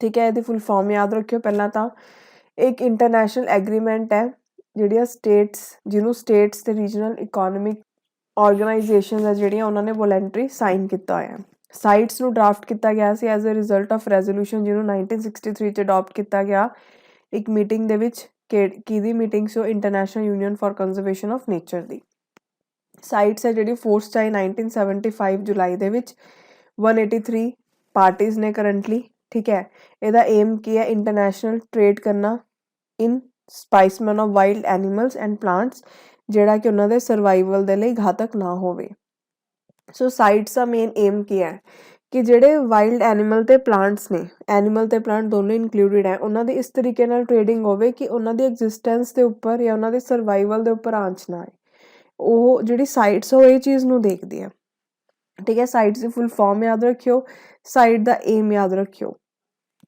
ਉਹ ਤੋਂ ਬਾਅਦ ਤੇ ਇਹਨੂੰ ਕਿੱਥੇ ਅਡਾਪਟ ਕੀਤਾ ਗਿਆ ਸੀ IUCN ਦੀ ਮੀਟਿੰਗ ਦੇ ਵਿੱਚ ਇਹ ਵੀ ਯਾਦ ਰੱਖਿਓ 1963 ਸੋ ਨੈਕਸਟ ਜਿਹੜੀ ਇੰਪੋਰਟੈਂਟ ਚੀਜ਼ ਆ ਉਹ ਹੈਗੀਆਂ ਸਾਈਟਸ ਤੇ ਜਿਹੜੇ ਅਪੈਂਡਿਕਸ ਨੇ ਠੀਕ ਹੈ 3 ਅਪੈਂਡਿਕਸ ਨੇ ਸਭ ਤੋਂ ਪਹਿਲਾਂ ਅਪੈਂਡਿਕਸ 1 ਇਹਦੇ ਵਿੱਚ ਉਹ ਸਪੀਸ਼ੀਜ਼ ਨੇ ਜਿਹੜੀਆਂ ਕਿ ਐਕਸਟੈਂਸ਼ਨ ਦੇ ਡੇਂਜਰ 'ਚ ਨੇ ਕਮਰਸ਼ੀਅਲ ਟ੍ਰੇਡ ਉਹਨਾਂ ਦਾ ਪ੍ਰੋਹਿਬਿਟ ਹੈ ਠੀਕ ਹੈ ਇੰਪੋਰਟ ਤੇ ਐਕਸਪੋਰਟ ਉਹਨਾਂ ਦਾ ਹੋ ਸਕਦਾ ਹੈ ਬਟ ਉਹਦੇ ਲਈ ਪਰਮਿਟ ਦੀ ਜ਼ਰੂਰਤ ਹੁੰਦੀ ਹੈ ਠੀਕ ਹੈ ਜਿਹੜੀ ਟ੍ਰੇਡ ਪਰਮਿਟ ਹੈ ਉਹ ਜਸਟ ਰਿਸਰਚ ਲਈ ਹੁੰਦੀ ਹੈ ਅਗਰ ਓਰੀਜਨ ਕੰਟਰੀ ਇਨਸ਼ੋਰ ਕਰੇ ਕਿ ਜਿਹੜਾ ਟ੍ਰੇਡ ਹੈ ਉਹ ਸਪੀਸ਼ੀਜ਼ ਦੇ ਸਰਵਾਈਵਲ ਦੇ ਉੱਪਰ ਕੋਈ ਵੀ ਹਾਰਮ ਨਹੀਂ ਪਹੁੰਚਾਊਗਾ ਠੀਕ ਹੈ ਉਹ ਤੋਂ ਬਾਅਦ ਐਗਜ਼ਾਮਪਲਸ ਕੀ ਨੇ ਕਿਹੜੇ ਕਿਹੜੇ ਇਹਦੇ ਵਿੱਚ ਇਨਕਲੂਡਡ ਹੈ ਐਨੀਮਲ ਜਾਂ ਪਲਾਂਟ ਏਸ਼ੀਆਟਿਕ ਲਾਇਨ ਤੇ tiger sea turtle gorillas lady slipper orchid then 931 species ਆ ਟੋਟਲ ਇਹਦੇ ਵਿੱਚ ਉਹ ਤੋਂ ਬਾਅਦ ਸਾਈਟਸ ਅਪੈਂਡਿਕਸ 2 ਉਹ ਸਪੀਸ਼ੀਜ਼ ਜੋ ਕਿ ਇਮੀਡੀਏਟ ਐਕਸਟੈਂਸ਼ਨ ਦੀ ਕਗਾਰ ਤੇ ਨਹੀਂ ਹੈਗੇ ਬਟ ਉਹਨਾਂ ਦੀ ਮੋਨੀਟਰਿੰਗ ਕਰਨੀ ਪਊਗੀ ਤਾਂ ਕਿ ਉਹਨਾਂ ਦਾ ਟ੍ਰੇਡ ਉਹਨਾਂ ਲਈ ਥ੍ਰੈਟ ਨਾ ਬਣ ਜਾਵੇ। ਜਿਹੜਾ ਅਪੈਂਡਿਕਸ 1 ਸੀ ਉਹ ਐਨੀਮਲਸ ਵਗੈਰਾ ਸੀਗੇ ਉਹਦੇ ਵਿੱਚ ਜਿਹੜੇ ਕਿ ਐਕਸਟਿੰਕਸ਼ਨ ਦੀ ਕਗਾਰ 'ਤੇ ਨੇ, ਬਟ ਇਹ ਨਹੀਂ ਹੈਗੇ, ਬਟ ਇਹ ਇਹਨਾਂ ਦਾ ਹੋ ਸਕਦਾ ਅਗਰ ਟ੍ਰੇਡਿੰਗ ਦੇ ਉੱਪਰ ਰੋਕ ਨਾ ਲਗਾਈ ਗਈ। ਠੀਕ ਹੈ। Trade permits obtained legally and only if the origin country ensured that its harvesting and trade wouldn't harm the species' chance of survival. Trade permits ਹੈ ਜਿਹੜੇ ਲੀਗਲੀ obtain ਕੀਤੇ ਹੁੰਦੇ ਆ ਅਤੇ ਉਸ ਬਿਹਾਫ 'ਤੇ ਅਗਰ ਜਿਹੜੀ origin country ਉਹ ਇਹ ਇਨਸ਼ੋਰ ਕਰੇ ਕਿ ਟ੍ਰੇਡਿੰਗ ਉਹਨਾਂ ਦੇ ਸਰਵਾਈਵਲ ਦੇ ਉੱਪਰ ਹਾਰਮ ਨਹੀਂ ਕਰੂਗੀ। ਇਹਦੇ ਵਿੱਚ ਕੌਣ included ਹੈ ਅਮੈਰੀਕਨ ਐਲੀਗੇਟਰ, ਪੈਡਲ ਫਿਸ਼, ਮਹਾਗੋਨੀ, ਕੋਰਲਸ। ਠੀਕ ਹੈ। 34,419 ਸਪੀਸ਼ੀਜ਼ ਆ ਦੇ ਵਿੱਚ। ਦੈਨ ਸਾਈਟਸ ਅਪੈਂਡਿਕਸ 3 ਉਹ ਸਪੀਸ਼ੀਜ਼ ਜਿਨ੍ਹਾਂ ਨੂੰ ਪ੍ਰੋਟੈਕਟ ਕੀਤਾ ਗਿਆ ਕਿਸੇ ਇੱਕ ਕੰਟਰੀ ਦੇ ਵਿੱਚ। ਠੀਕ ਹੈ। ਮਤਲਬ ਕਿਸੇ ਇੱਕ 'ਚ ਤਾਂ ਕੀਤਾ ਗਿਆ ਹੋਵੇ, ਬਾਕੀ ਹੋਰ ਵੀ ਜ਼ਿਆਦਾ ਹੋ ਸਕਦੀਆਂ ਨੇ। ਸੋ ਦੇਖੋ ਇਹਦੇ ਵਿੱਚ ਜਿਹੜੀ ਰੈਗੂਲੇਸ਼ਨ ਉਹ ਵੇਰੀ ਕਰਦੀ ਹੈ ਕੰਟਰੀ ਟੂ ਕੰਟਰੀ, ਬਟ ਇਹਦੇ ਵਿੱਚ ਵੀ ਐਕਸਪੋਰਟ ਪਰਮਿਟ ਦੀ ਜ਼ਰੂਰਤ ਹੁੰਦੀ ਹੈ। ਇਹਦੇ ਵਿੱਚ ਐਗਜ਼ਾਮਪਲ ਜਿਵੇਂ ਨੇ ਹਨੀ ਬੈਜਰ। ਠੀਕ ਹੈ। ਉਹ ਤੋਂ ਬਾਅਦ ਵਾਲਰਸਿਸ, ਮੈਪ ਟਰਟਲਸ, ਕੁਛ ਬੀਟਲਸ ਹੈ ਅਤੇ 147 ਸਪੀਸ਼ੀਜ਼ ਇਹਦੇ ਵਿੱਚ ਇਨਕਲੂਡਿਡ ਨੇ। ਉਹ ਤੋਂ ਬਾਅਦ ਨੈਕਸਟ ਹੈ TRAFFIC the wild life trade monitoring network, ਇੱਕ ਲੀਡਿੰਗ ਨਾਨ ਗਵਰਨਮੈਂਟ ਆਰਗੇਨਾਈਜੇਸ਼ਨ ਹੈ ਜਿਹੜੀ ਵਰਕ ਕਰਦੀ ਹੈ ਵਾਈਲਡ ਲਾਈਫ ਟ੍ਰੇਡਿੰਗ ਦੇ ਨਾਲ ਰਿਲੇਟਿਡ, ਬਾਇਓਡਾਇਵਰਸਿਟੀ ਕੰਜ਼ਰਵੇਸ਼ਨ ਦੇ ਕੰਟੈਕਸਟ ਦੇ ਵਿੱਚ ਵੀ ਅਤੇ ਸਸਟੇਨੇਬਲ ਡਿਵੈਲਪਮੈਂਟ ਦੇ ਕੰਟੈਕਸਟ ਦੇ ਵਿੱਚ ਵੀ। ਹੁਣ ਇਹ ਕਿਹਦਾ ਜੁਆਇੰਟ ਪ੍ਰੋਗਰਾਮ ਹੈ, ਬਹੁਤ ਵਾਰ ਪੇਪਰ 'ਚ ਕੁਐਸਚਨ ਆ ਚੁੱਕਾ, ਵਰਲਡ ਵਾਈਲਡ ਲਾਈਫ ਫੰਡ ਦਾ ਅਤੇ international union for conservation of nature ਦਾ। ਇਹਨੂੰ 1976 ਦੇ ਵਿੱਚ ਐਸਟੈਬਲਿਸ਼ ਕੀਤਾ ਗਿਆ ਅਤੇ ਇਹ ਡਿਵੈਲਪ ਹੋ ਗਿਆ ਗਲੋਬਲ ਨੈਟਵਰਕ ਦੇ ਵਿੱਚ। ਠੀਕ ਹੈ। Research driven and action oriented, committed to delivering innovative practical conservation solution. ਮਤਲਬ ਇਹਦੇ ਮੇਨ ਟਾਰਗੇਟਸ ਨੇ। ਅਗਰ ਆਪਾਂ ਇਹਦੇ ਹੈੱਡਕੁਆਟਰ ਦੀ ਗੱਲ ਕਰੀਏ ਤਾਂ ਕਿੱਥੇ ਹੈ, ਯੂਨਾਈਟਿਡ ਕਿੰਗਡਮ ਦੇ ਕੈਂਬਰਿਜ। ਇਹਦਾ ਏਮ ਕਿਆ, ਇਨਸ਼ੋਰ ਕਰਨਾ ਕਿ ਜਿਹੜੀ ਟ੍ਰੇਡਿੰਗ ਹੈ ਵਾਈਲਡ ਪਲਾਂਟ ਅਤੇ ਐਨੀਮਲ ਦੀ, ਉਹ ਥ੍ਰੈਟ ਨਹੀਂ ਪੈਦਾ ਕਰੂਗੀ ਉਹਨਾਂ ਦੀ ਕੰਜ਼ਰਵੇਸ਼ਨ ਨੂੰ ਲੈ ਕੇ। ਠੀਕ ਹੈ। ਇਲੀਗਲ ਵਾਈਲਡ ਲਾਈਫ ਟ੍ਰੇਡ ਹੈ ਜਿਹੜਾ ਉਹ one of the main reason ਹੈ ਕਿ ਕਾਫੀ ਸਾਰੇ ਸਪੀਸ਼ੀਜ਼ ਇੰਡੇਂਜਰਡ ਹੋ ਰਹੇ ਨੇ। ਠੀਕ ਹੈ। ਸੋ ਉਹ ਚੀਜ਼ ਦੇ ਉੱਪਰ ਇਹ ਲਗਾਮ ਲਗਾਉਂਦੀ ਹੈ। ਉਹ ਤੋਂ ਬਾਅਦ ਨੈਕਸਟ ਆਪਣੇ ਕੋਲ ਹੈ IUCN, that is international union for conservation of nature. ਇੱਕ ਮੈਂਬਰਸ਼ਿਪ ਯੂਨੀਅਨ ਹੈ ਜਿਹਦੇ ਵਿੱਚ ਗਵਰਨਮੈਂਟ ਅਤੇ ਸਿਵਲ ਸੁਸਾਇਟੀ ਆਰਗੇਨਾਈਜੇਸ਼ਨ ਦੋਨੋਂ ਹੈ। ਬਹੁਤ ਇੰਪੋਰਟੈਂਟ ਪੁਆਇੰਟ ਹੈ, ਯਾਦ ਰੱਖਿਓ। 1948 'ਚ ਇਹਨੂੰ ਕ੍ਰੀਏਟ ਕੀਤਾ ਗਿਆ। ਗਲੋਬਲ ਅਥਾਰਟੀ ਹੈ। ਠੀਕ ਹੈ। On the status of natural world and measure needed to safeguard it. ਇਹਦਾ ਹੈੱਡਕੁਆਟਰ ਕਿੱਥੇ ਹੈ, ਸਵਿਟਜ਼ਰਲੈਂਡ ਦੇ ਵਿੱਚ। IUCN red list of threatened species, ਇਹ ਵਰਲਡ ਦੀ ਮੋਸਟ ਕੰਪਰੀਹੈਂਸਿਵ ਇਨਵੇਟਰੀ ਹੈ ਗਲੋਬਲ ਕੰਜ਼ਰਵੇਸ਼ਨ ਸਟੇਟਸ ਨੂੰ ਲੈ ਕੇ ਪਲਾਂਟ ਅਤੇ ਐਨੀਮਲ ਸਪੀਸ਼ੀਜ਼ ਦੀ। ਠੀਕ ਹੈ। ਯੂਜ਼ ਕਰਦੀ ਹੈ ਸੈੱਟ, ਇੱਕ ਕੁਆਂਟੀਟਿਵ ਕ੍ਰਾਈਟੇਰੀਆ ਦਾ, ਤਾਂ ਕਿ ਇਵੈਲੂਏਸ਼ਨ ਹੋ ਸਕੇ ਕਿ ਸਪੀਸ਼ੀਜ਼ ਨੂੰ ਕਿੰਨਾ ਖਤਰਾ ਹੈ। ਠੀਕ ਹੈ। ਅਤੇ ਜਿਹੜਾ ਇਹ ਕ੍ਰਾਈਟੇਰੀਆ ਹੈ ਉਹ ਸਾਰੀ ਸਪੀਸ਼ੀਜ਼ ਦੇ ਪੂਰੇ ਵਰਲਡ ਦੇ ਅਲੱਗ-ਅਲੱਗ ਰੀਜਨਸ 'ਚ ਜੋ ਨੇ ਉਹਨਾਂ ਦੇ ਲਈ ਰੈਲੀਵੈਂਟ ਹੈ। IUCN ਰੈੱਡ ਲਿਸਟ ਕੈਟੇਗਰੀ ਹੈ ਜਿਹੜੀ ਉਹ ਡਿਫਾਈਨ ਕਰਦੀ ਹੈ ਐਕਸਟੈਂਸ਼ਨ ਰਿਸਕ ਸਪੀਸ਼ੀਜ਼ ਦੀ, ਜਿਨ੍ਹਾਂ ਨੂੰ ਕਿ ਅਸੈਸ ਕੀਤਾ ਜਾਂਦਾ। 9 ਕੈਟੇਗਰੀਜ਼ ਹੈ ਜਿਹੜੀਆਂ ਉਹ ਬਣਾਈਆਂ ਗਈਆਂ, ਜਿਵੇਂ ਨਾਟ ਇਵੈਲੂਏਟਿਡ ਤੋਂ ਲੈ ਕੇ ਐਕਸਟਿੰਟ ਤੱਕ। ਇਹਦੇ ਬਾਰੇ ਆਪਾਂ ਪੜ੍ਹ ਚੁੱਕੇ ਵੈਸੇ। Critically endangered vulnerable. ਠੀਕ ਹੈ। ਇਹ ਸਭ ਇਹਦੇ ਵਿੱਚ ਕੈਟੇਗਰੀਜ਼ ਨੇ। ਇਹ ਰਿਕੋਗਨਾਈਜ਼ ਹੁੰਦੀ ਹੈ as a most authoritative guide biodiversity ਦੇ ਸਟੇਟਸ ਨੂੰ ਲੈ ਕੇ। It is also key indicator for sustainable development goals and HE targets. Okay. ਉਹ ਤੋਂ ਬਾਅਦ ਨੈਕਸਟ ਹੈ world wide fund for nature, very important. ਅਗਰ ਆਪਾਂ WWF ਦੀ ਗੱਲ ਕਰੀਏ, ਦੀ ਫੁੱਲ ਫਾਰਮ ਕੀ ਹੈ, world wide fund for nature. ਇੱਕ ਇੰਟਰਨੈਸ਼ਨਲ ਨਾਨ ਪ੍ਰੋਫਿਟ ਆਰਗੇਨਾਈਜੇਸ਼ਨ ਹੈ ਜਿਹਦਾ ਮੇਨ ਕੰਮ ਕੀ ਹੈ, ਪ੍ਰੀਜ਼ਰਵ ਕਰਨਾ ਅਤੇ ਕੰਜ਼ਰਵ ਕਰਨਾ ਨੇਚਰ ਨੂੰ ਅਤੇ ਅਲੱਗ-ਅਲੱਗ ਡਿਫਰੈਂਟ ਸਪੀਸ਼ੀਜ਼ ਨੂੰ। ਇਹ ਵਰਲਡ ਦਾ ਬਿਗੈਸਟ ਕੰਜ਼ਰਵੇਸ਼ਨ ਆਰਗੇਨਾਈਜੇਸ਼ਨ ਹੈ। ਇਹ ਸਪੋਰਟ ਕਰਦਾ ਹੈ ਮੋਰ ਦੈਨ 1000 ਪ੍ਰੋਜੈਕਟਸ ਪੂਰੇ ਵਰਲਡ ਦੇ ਵਿੱਚ। World wide fund for nature ਦੀ ਜਿਹੜੀ ਮਿਸ਼ਨ ਸਟੇਟਮੈਂਟ ਆ ਉਹ ਕੀ ਹੈ, ਕੰਜ਼ਰਵ ਕਰਨਾ ਨੇਚਰ ਨੂੰ, ਰਿਡਿਊਸ ਕਰਨਾ ਮੋਸਟ ਪ੍ਰੈਸਿੰਗ ਥ੍ਰੈਟਸ ਜੋ ਕਿ ਡਾਇਵਰਸਿਟੀ ਨੂੰ ਲੈ ਕੇ ਨੇ ਅਰਥ ਦੇ ਉੱਪਰ। ਠੀਕ ਹੈ। ਯਾਨੀ ਕਿ ਅਲੱਗ-ਅਲੱਗ ਜਿਹੜੀ ਡਾਇਵਰਸਿਟੀਜ਼ ਨੇ ਉਹਨਾਂ ਦੀ ਲਾਈਫ ਨੂੰ ਲੈ ਕੇ ਜਿਹੜੇ ਥ੍ਰੈਟਸ ਹੈ ਉਹਨੂੰ ਰਿਡਿਊਸ ਕਰਨਾ। WWF ਵਰਕ ਕਿਹੜੇ ਏਰੀਆਜ਼ 'ਚ ਵਰਕ ਕਰਦਾ ਹੈ, climate, food, forest, fresh water, ocean ਅਤੇ ਵਾਈਲਡ ਲਾਈਫ। ਠੀਕ ਹੈ। ਇਹ ਰਨ ਕਰਦਾ ਕਾਫੀ ਸਾਰੇ ਪ੍ਰੋਜੈਕਟਸ ਅਲੱਗ-ਅਲੱਗ ਫੀਲਡ ਦੇ ਵਿੱਚ ਲੋਕਾਂ ਨਾਲ ਮਿਲ ਕੇ, ਬੋਡੀਜ਼ ਅਤੇ ਗਵਰਨਮੈਂਟਸ ਨਾਲ ਮਿਲ ਕੇ। ਓਕੇ। ਇਨ ਸਪੀਸ਼ੀਜ਼ ਕੰਜ਼ਰਵੇਸ਼ਨ ਇਹ ਫੋਕਸ ਕਰਦਾ ਟਾਈਗਰ, ਐਲੀਫੈਂਟ, ਗੋਰੀਲਾਜ਼, ਜਾਇੰਟ ਪਾਂਡਾ, ਸੀ ਟਰਟਲ, ਪੋਲਰ ਬੀਅਰ, ਰਾਈਨੋ ਅਤੇ ਵੇਲਸ ਦੇ। ਉਹਦੇ ਉੱਪਰ ਨੈਕਸਟ ਆਪਣੇ ਕੋਲ ਹੈ कि अपने काफ़ी सारे प्रोजैक्ट्स नाल जिहड़ी ऑर्गेनाइजेशन इहदा मेन एम क्या चैक करना डेग्रेडेशन जो हो रही है अर्थ के नैचुरल इन्वायरमेंट की, ते क्रिएट करना फ्यूचर जिहदे विच ह्यूमन बीइंग्स है जिहड़े नेचर नाल मिल के रह सकन।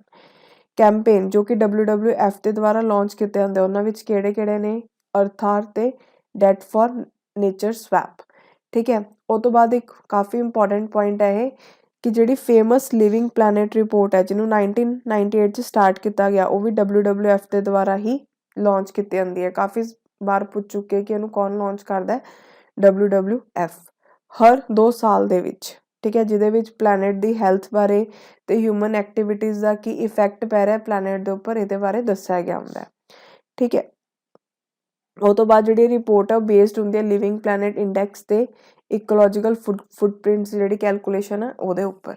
ओके, उस तो बाद आह तुसीं देख सकदे हो बहुत ही इंपॉर्टेंट इत्थे तुहानूं मैं पॉइंट दस्सण जा रही हां।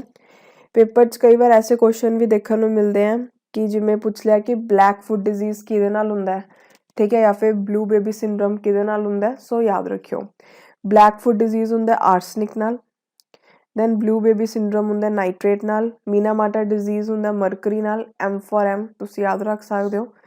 ठीक है, उस तो बाद इटाई डिजीज़ हुंदा है कैडमियम दे नाल। ठीक है, दैन स्कैलेटल फ्लोरोसिस जिहड़ा है वो हुंदा है फ्लोराइड दे नाल।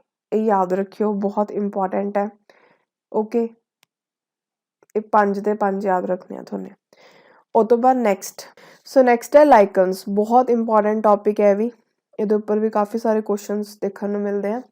सो जिहड़े लाइकन्स हुंदे वो कंपलैक्स लाइफ फॉर्म है जिहदे विच कि 2 सैपरेट ऑर्गेनिजम्स जिहड़े ने वो सिम्बोटिक पार्टनरशिप शेयर करदे हैं। सो सिम्बोटिक पार्टनरशिप मैं तुहानूं दस चुकी की हुंदी है कि 2 जाने इस तरीके नाल रहिंदे हैं कि दोनों नूं बेनीफिट होवे एक दूजे दा। हुण सिम्बोटिक पार्टनरशिप दे विच इस च कौन-कौन हुंदा है, देखो एक तां हुंदी है फंगस, ठीक है, ते सैकेंड जिहड़ी है वो एल्गी भी हो सकदी है या फिर साइनो बैक्टीरिया भी हो सकदा है। ठीक है, फंगस दे नाल या एल्गी होगी या फिर फंगस दे नाल साइनो बैक्टीरिया होगा। डोमीनेंट पार्टनर है जिहड़ी वो फंगस हुंदी है जिहड़ी कि लाइकन नूं मेजोरिटी दिंदी है, मतलब मेजोरिटी ऑफ कैरेक्टरिस्टिक्स दिंदी है। ठीक है, थैलस शेप तो लैके ਉਹਦੀ फ्रूटिंग बॉडीज तक। ओके, ਉਹ ਤੋਂ ਬਾਅਦ ਨੈਕਸਟ ਹੁਣ ਆਪਣੇ ਕੋਲ ਇਹ ਕੁਛ ਹੋਰ ਟਰਮਸ ਹੈ, ਇਹ ਕਾਫੀ ਜ਼ਿਆਦਾ ਇੰਪੋਰਟੈਂਟ ਹੈ ਪੇਪਰ 'ਚ ਬਹੁਤ ਵਾਰ ਇਹਨਾਂ ਉੱਪਰ ਕੁਐਸਚਨਸ ਦੇਖਣ ਨੂੰ ਮਿਲੇ ਆ। ਸਭ ਤੋਂ ਪਹਿਲਾਂ ਤਾਂ ਵਰਲਡ ਇਨਵਾਇਰਨਮੈਂਟ ਡੇ ਕਦੋਂ ਹੁੰਦਾ ਹੈ, 5th ਜੂਨ ਨੂੰ। ਠੀਕ ਹੈ, ਤੇ ਯੂਨਾਈਟਿਡ ਨੇਸ਼ਨ ਪ੍ਰਿੰਸੀਪਲ ਵਹੀਕਲ ਹੈ ਇਨਕਰੇਜ ਕਰਨ ਦੇ ਲਈ ਅਵੇਅਰਨੈਸ ਤੇ ਐਕਸ਼ਨ ਇਨਵਾਇਰਨਮੈਂਟ ਦੀ ਪ੍ਰੋਟੈਕਸ਼ਨ ਨੂੰ ਲੈ ਕੇ। ਸੋ ਮੇਨ ਜਿਹੜਾ ਪੁੱਛਿਆ ਜਾਂਦਾ ਉਹ ਪੁੱਛਿਆ ਜਾਂਦਾ ਵਰਲਡ ਇਨਵਾਇਰਨਮੈਂਟ ਡੇ ਕਦੋਂ ਹੁੰਦਾ, 5th of ਜੂਨ। ਉਹ ਤੋਂ ਬਾਅਦ ਅਰਥ ਡੇ ਹੈ ਜਿਹੜਾ ਉਹ ਕਦੋਂ ਮਨਾਉਂਦੇ ਆ, 22 ਅਪ੍ਰੈਲ ਨੂੰ। ਠੀਕ ਹੈ, ਤੇ ਕਿਉਂ ਮਨਾਉਂਦੇ ਆ, ਤਾਂ ਕਿ ਇਨਵਾਇਰਨਮੈਂਟ ਪ੍ਰੋਟੈਕਸ਼ਨ ਨੂੰ ਲੈ ਕੇ ਸਪੋਰਟ ਨੂੰ ਦਿਖਾਇਆ ਜਾਵੇ। ਸਭ ਤੋਂ ਪਹਿਲਾਂ 22 ਅਪ੍ਰੈਲ 1970 ਦੇ ਵਿੱਚ ਇਹਨੂੰ ਮਨਾਇਆ ਗਿਆ ਤੇ ਇਹਦੇ ਵਿੱਚ ਕਾਫੀ ਜ਼ਿਆਦਾ ਇਵੈਂਟਸ ਹੋਏ ਸੀ। ਠੀਕ ਹੈ, ਕੁਝ ਪੜ੍ਹਨ ਦੀ ਜ਼ਰੂਰਤ ਨਹੀਂ ਹੈਗੀ। ਇਹਦੇ ਵਿੱਚ ਮੇਨ ਚੀਜ਼ ਕੀ ਯਾਦ ਰੱਖਣੀ ਹੈ ਤੁਸੀਂ ਕਿ ਲੋਕ ਹੈ ਜਿਹੜੇ ਉਹ ਇਹਦੇ ਵਿੱਚ ਪਾਰਟੀਸਿਪੇਟ ਕਰਦੇ ਨੇ ਤਾਂ ਕਿ ਡੀਫੋਰੈਸਟੇਸ਼ਨ ਤੇ ਪੋਲਿਊਸ਼ਨ ਤੋਂ ਬਚਾਇਆ ਜਾ ਸਕੇ ਪਲੈਨਟ ਨੂੰ। ਓਕੇ, ਉਹ ਤੋਂ ਬਾਅਦ ਨੈਕਸਟ ਹੈ ਅਰਥ ਆਰ ਦੇ ਬਾਰੇ ਵੀ ਬਹੁਤ ਵਾਰ ਪੇਪਰ 'ਚ ਕੁਐਸਚਨ ਆਇਆ। ਇੱਕ ਵਰਲਡ ਵਾਈਡ ਮੂਵਮੈਂਟ ਹੈ, ਇਹਨੂੰ ਕੌਣ ਆਰਗੇਨਾਈਜ਼ ਕਰਦਾ ਹੈ, world wide fund for nature. ਬਹੁਤ ਇੰਪੋਰਟੈਂਟ ਫੈਕਟ ਹੈ। ਇਹ ਇਵੈਂਟ ਹੈ ਹਰ ਸਾਲ ਹੁੰਦਾ, ਇਨਕਰੇਜ ਕਰਦਾ ਇੰਡੀਵਿਜੂਅਲ ਕਮਿਊਨਿਟੀਜ਼ ਤੇ ਬਿਜ਼ਨਸ ਨੂੰ ਤਾਂ ਕਿ ਉਹ ਟਰਨ ਆਫ ਕਰਨ ਨਾਨ ਅਸੈਂਸ਼ੀਅਲ ਇਲੈਕਟ੍ਰਿਕ ਲਾਈਟਸ ਨੂੰ 1 ਘੰਟੇ ਦੇ ਲਈ 8:30 ਤੋਂ ਲੈ ਕੇ 9:30 PM ਸਪੈਸੀਫਿਕ ਇੱਕ ਡੇ ਚੁਣ ਲਿੱਤਾ ਜਾਂਦਾ ਕਿ ਉਦੋਂ ਇਹਨੂੰ ਪਰਫੋਰਮ ਕੀਤਾ ਜਾਊਗਾ ਮਾਰਚ ਦੇ ਐਂਡ ਦੇ ਵਿੱਚ। ਠੀਕ ਹੈ, ਤੇ ਇਹ ਚੀਜ਼ ਸਿੰਬਲਾਈਜ਼ ਕਰਦੇ ਕਮਿਟਮੈਂਟ ਆਪਣੇ ਪਲੈਨਟ ਦੇ ਲਈ। ਓਕੇ, ਉਹ ਤੋਂ ਬਾਅਦ ਇਹਨੂੰ ਤੁਸੀਂ ਕੱਟ ਸਕਦੇ ਹੋ। ਸੋ ਜਿਹੜਾ ਇਹ ਇਵੈਂਟ ਇਹਨੂੰ ਸਟਾਰਟ ਕੀਤਾ ਗਿਆ ਸੀ as a light off event, ਕਿੱਥੇ, ਆਸਟ੍ਰੇਲੀਆ ਦੇ ਸਿਡਨੀ ਦੇ ਵਿੱਚ। ਕਦੋਂ ਸਟਾਰਟ ਕੀਤਾ ਗਿਆ ਸੀ, 2007 ਦੇ ਵਿੱਚ। ਇਹਦੇ ਉੱਪਰ ਵੀ ਇੱਕ ਵਾਰ ਪੇਪਰ 'ਚ ਕੁਐਸਚਨ ਪੁੱਛਿਆ ਗਿਆ ਸੀ। ਠੀਕ ਹੈ, so thank you so much. ਇਹਦੇ ਨਾਲ ਜਿਹੜਾ ਆਪਣਾ ਇਨਵਾਇਰਨਮੈਂਟ ਦਾ ਪਾਰਟ ਹੈ ਉਹ ਖਤਮ ਹੁੰਦਾ ਹੈ। ਓਕੇ।